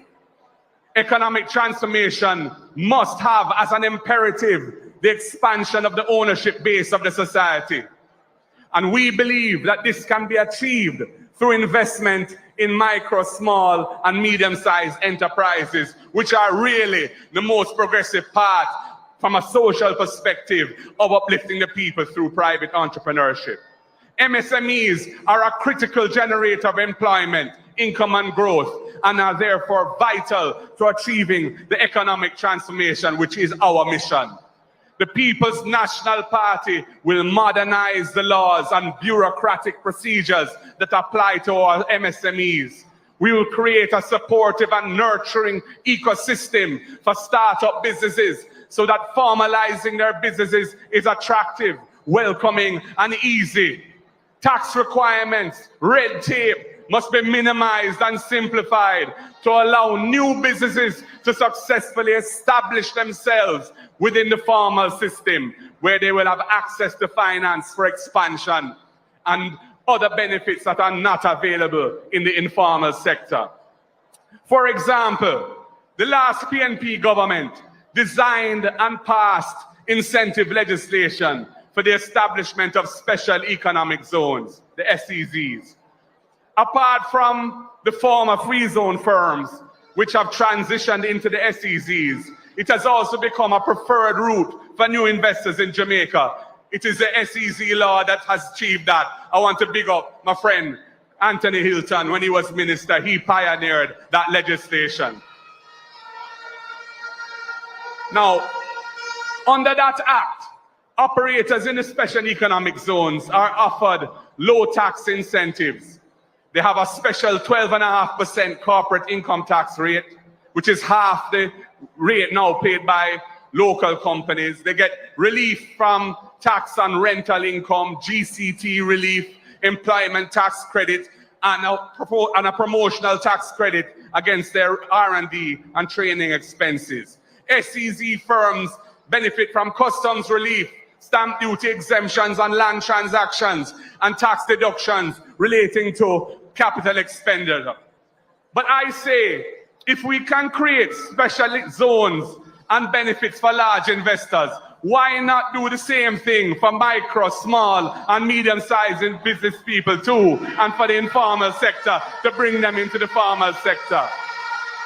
The next PNP administration will offer similar package of benefits to new and existing MSMEs as the SEZ operators enjoy if they regularize their businesses and they remain tax compliant. We are about economic transformation, moving Jamaica to a higher level. Under the PNP, our small business sector will finally get a proper break and the support they need to drive inclusive growth and employment and expand the ownership base of the economy. This will move Jamaica in the right direction. Time come now. Jamaican people want better. Economy coming like stormy weather. Ancestors are turning on them grave. They can tell me how we can do it. And this talk of inclusion takes me to the tourism industry. Our society, as everyone knows, has become heavily dependent on tourism. It is a major contributor to GDP and employment. It is one of the fastest growing industries. It directly employs, I believe, 175,000 Jamaicans and generates indirect employment for another 350,000 people. Yet, tourism in Jamaica should be contributing far more to the national economy. Most of the earnings from tourism never come into Jamaica. And the large hotels have adopted the enclave model, where guests enjoy their entire visit, staying at the hotel or going on tours organized by the hotel. And this means that the benefits of the sector do not sufficiently get into the local economy, even though significant portions of taxpayer dollars are spent every year advertising Jamaica to promote the industry. This government we have now wants to expand that model to the benefit of a few. The next PNP government will take things in a new direction by transitioning away from enclave tourism to a more inclusive model that is more integrated into the Jamaican economy. We will provide incentives to hotels which integrate their business models with the local community and with the Jamaican economy. And we must also deal with the vexed issue of beach access. Jamaica, as we sell more sand and sea to the hotel industry, local communities are losing access to beaches as a place where families can enjoy themselves and fishing communities can thrive. Traditional access is a thing of the past, and it gets worse with each announcement of another hotel development. Each time yet another beach is removed from the public's use. It can't stay that way. If you wanna sell out, sell out. Sell out, sell out. Oh Lord, yeah. Look how them a sell out, sell out. Sell out, sell out. Oh, oh, oh. Imagine growing up and going to a beach, creating lasting memories with your friends and your family over the years, and then one day a fence goes up or a wall is built and you're cut off from your beach and your memories. That is not right, people. The form of social exclusion has become a prejudicial line against ordinary Jamaicans. And these things create vexation in the nation. Beach exclusion reminds of our long history of injustice, and the people have a legitimate complaint. The next PNP government will address this issue. We will work with all stakeholders to implement a progressive beach access policy. The state has leverage to protect the public interest, as the Beach Control Act makes provision for the acquisition of rights over private land to provide beach access to the public. The PNP will use this tool in the public interest. We will adjust this if we have to, because we have a vision of tourism that is in harmony with ordinary Jamaican people, so the benefits to our society grow and our society can get wealthier from it. We will partner with tourism investors to secure appropriate rights of access for public to be able to enjoy our beaches, while at the same time allowing tourism to contribute even more to the economic well-being of investors and Jamaica at large. We have to have a whole of society approach. We can't deal with this enclave system of thinking about how we move forward. One Jamaica. I'm going to talk a little bit now about social transformation. This government has failed miserably after 7 years in dealing with the critical issue of building a safe and secure society. The Andrew Holness-led administration has failed in keeping its promise to make Jamaica a place where you can sleep with your windows and doors open. Just as they have failed to deliver 5% growth in 4 years and so many unfulfilled promises. On a Monday, on a Tuesday, on a Wednesday, on a Thursday, on a Friday, on a Saturday, 2 times on a Sunday. Last year, we had the worst murder rate in Latin America and the Caribbean, 52.9 murders per 100,000 people. It is not acceptable. So, what is our strategy for dealing with this long-term problem? Our position on crime, violence, and the delivery of justice for our people remains consistent. It is rooted in our vision of social transformation. We believe in a balanced approach, using both crime control as well as crime prevention measures to deal with the issue of violent crime. A balanced approach is essential to social harmony and crime reduction. And a more cohesive society is essential to reducing discontent and violence in the society. Whether we're dealing with race or gender or class, I hear the prophetic words of Peter Tosh: there will be no peace without equal rights and justice. We have to focus on building peace and unity as the main approach to reducing crime and violence. It is a mindset change that will guide the next PNP government. Peace cannot be achieved in communities through oppressive laws and government badness that trample on the basic rights and freedoms of our people. Peace and unity are directly linked to equal rights and justice. The reality is that this government has spent money on the JDF at twice the rate since they came in power than the rate at which they've been spending on the police force, when the country has a crime and violence problem, and it is the responsibility of the police force to deal with it. That can't be right. That needs to be rebalanced. We will approach this in a different way. We have to deal with it without this state of emergency fixation. They have used this state of emergency, and it is a failed strategy because it is not designed as a crime-fighting measure.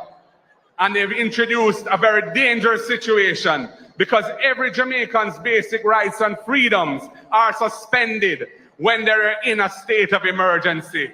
Many thousands of Jamaican youths have been held in detention under these states of emergency, often for long periods of time. Very few were ever charged with any serious offense. Many lost their jobs. Many have been stigmatized as a result of the way this government has used states of emergency. And it is costing taxpayers millions and millions of dollars as the court awards compensation to those who have been wrongly detained under those states of emergency. We consider this a serious abuse of power. There is nothing routine about a state of emergency. It only exists and was intended only to be used as the Constitution's last resort to protect the state from subversion. This is why we have taken the matter to court for a definitive ruling. The People's National Party will always stand up for the basic rights and freedoms of our people.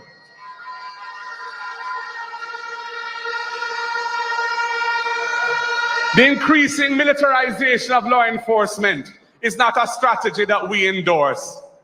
We must give law enforcement the tools they need to be effective. We will focus on properly equipping our police and the justice system with the legislation, the tools, the technology, and the human resources to carry out their work. Those who choose a life of badness and won't change their ways will face severe consequences. We'll be resolute in coming down on those who insist on perpetuating evil in the society. Load is on your shoulder. Kill like today, you cannot kill like tomorrow. Murder, you're inside, no say hello. How does it feel to take the life of another? Murderer. Yeah, man. Big up Gaga, man. From the law enforcement's perspective, what is needed now is carefully designed legislation that allows a spearfishing approach, enabling the effective prosecution of the dangerous criminals, not casting a wide net that makes the many who are good suffer for the few who are bad. I have already designed the essential elements of legislation to enable the police to take dangerous criminals off the street for a reasonable period of time. I have suggested 42 days under a court-supervised process that allows a prosecutable case to be built where there is credible intelligence that needs to be turned into evidence. Jamaica's chronic problem of crime and violence reflects the failures within our society as a whole. We must seek to address the weaknesses in our society that create the conditions why so many of our youths are being attracted to a life of serious crime. We can't continue to ignore them and expect the security forces to suppress them. It just creates chaos in the society. As Jimmy Cliff said, you have to treat the youth right or you'll be playing with dynamite.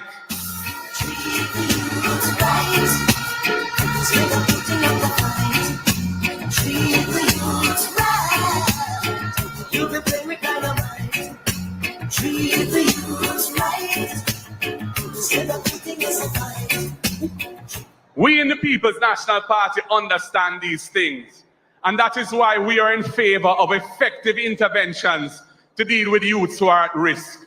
The next PNP government will ensure there is a well-funded, wide-reaching national program to provide opportunities for vulnerable youths.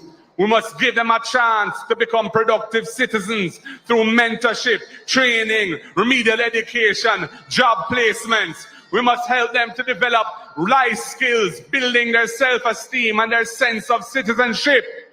The Jamaican society was built on a system which embraced violence. In our decolonization mission, we must seek to repair that aspect of our history. That is why we favor restorative justice methods. The Peace Management Initiative will be revamped, revitalized, and made to work in all the hotspots across the country. We have seen over and over again how reprisals kill and maim the innocent, including precious little children. We need a system in communities that can manage that. We need a team of violence interrupters on the ground who can intervene in conflicts and avert escalation of conflicts. And this must be supported in our schools with school-wide positive behavioral interventions through the Ministry of Education. We started this before with programs like the Peace Management Initiative and Unite for Change. But the JLP government quickly abandoned them as soon as they came to office. And what we see now is the private sector seeking to fill the gap with Project Star. We endorse and support that effort, but there needs to be a well-funded program on a national scale in order to make an effective change. We cannot cede that out to the private sector. That must be the people's government's concern. We have to deal with it. The matter of domestic violence is another great concern to the People's National Party. It is wonderful to have a good empress in your life. I have one, and I'm grateful for it. And for the empresses, a good man in your life is also a wonderful thing. We need to live more loving. We need to settle our differences without resorting to violence. That approach is good for the children, good for the communities. It's good for peace of mind, and it's good for the society as a whole. We each have to personally commit to rethinking how we deal with each other. Time now, time come for a full parliamentary review of the Domestic Violence Act, which has been delayed for the past 7 years under this government. It will be an immediate priority for the next PNP administration. The state must put in place protective measures and mechanisms to protect people who are victims of domestic violence, in particular our women. We must protect the survivors. We must rehabilitate the offenders. We need to have safe places for survivors to retreat to. We will establish support centers in every parish to provide safe havens for the survivors of domestic violence. Time comes.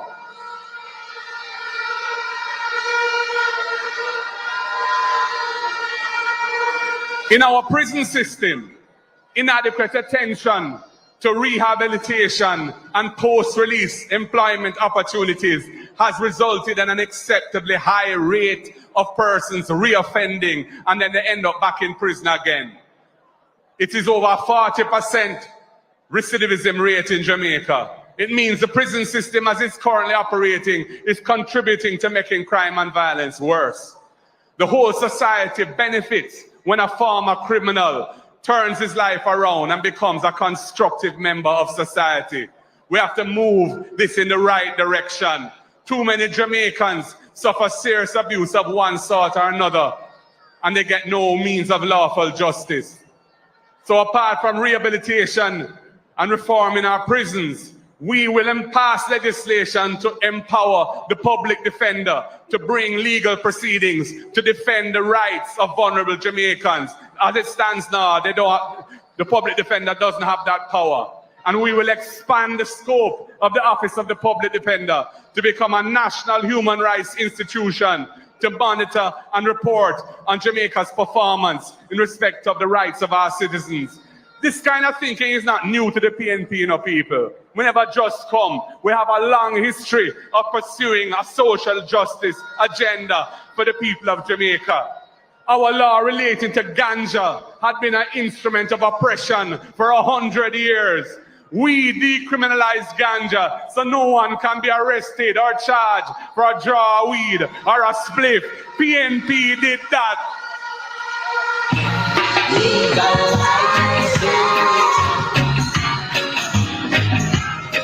Don't criticize it. All right. Yeah. Decriminalization of personal use of ganja has rid our courts of over 10,000 cases a year and prevented thousands of youths from the burden of a criminal record.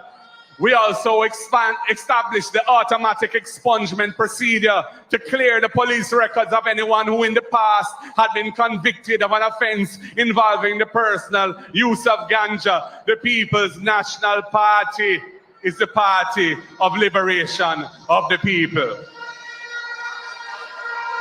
Comrades, time is against me, and I'm going to wrap up shortly.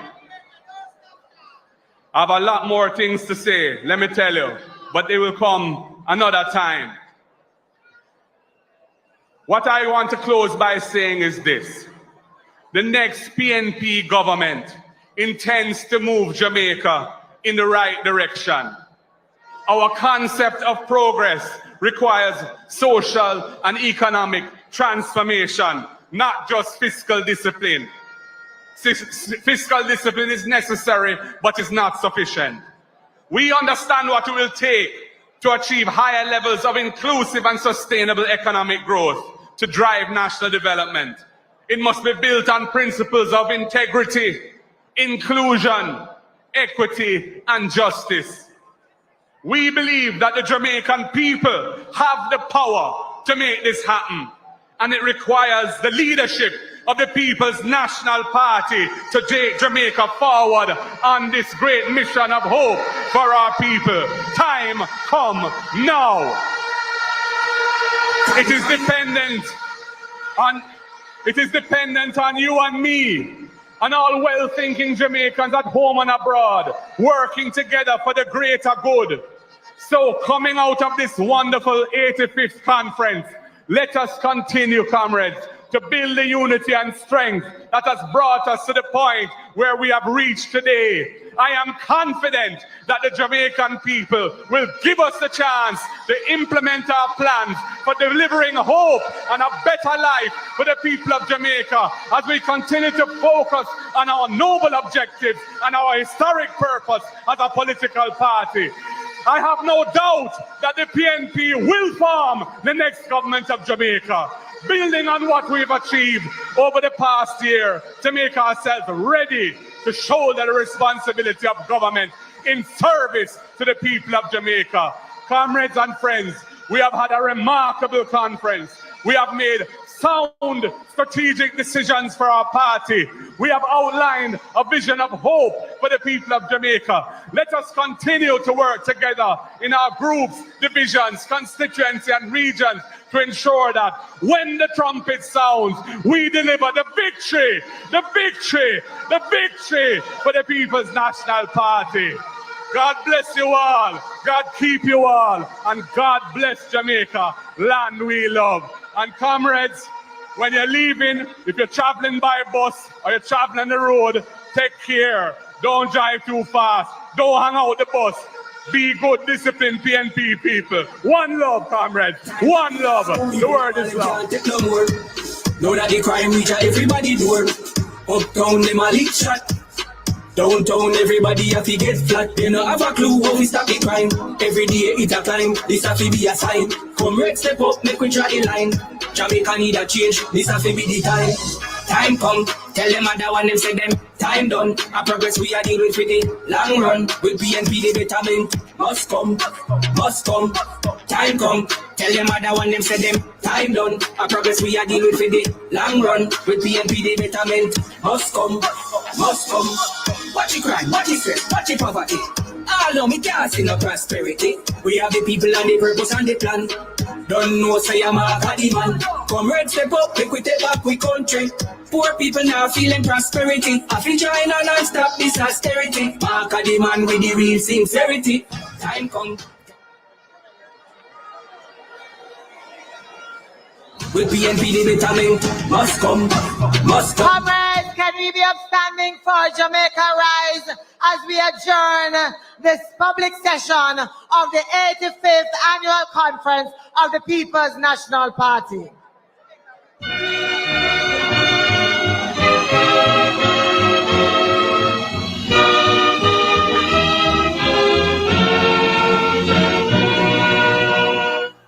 The trumpet has sounded, my countrymen all. So awake from your slumber and answer the call. The torch has been lighted, the dawn is at hand. Who joins in the fight for his own native land? Land of my birth, I pledge to thee, loyal and faithful to thee. Oh, the toil will be heavy and the campaign long. The road will be dreary, the barrier strong. For progress may falter, and then riches wane, but steadfast in spirit, of all we will gain. Land of my birth, I pledge to thee, loyal and faithful to thee. In steadfast assurance that God will look down and give us His blessing of efforts to crown. Let all be united to build by His grace a nobler Jamaica, a loftier race. Land of my birth, I pledge to thee, loyal and faithful.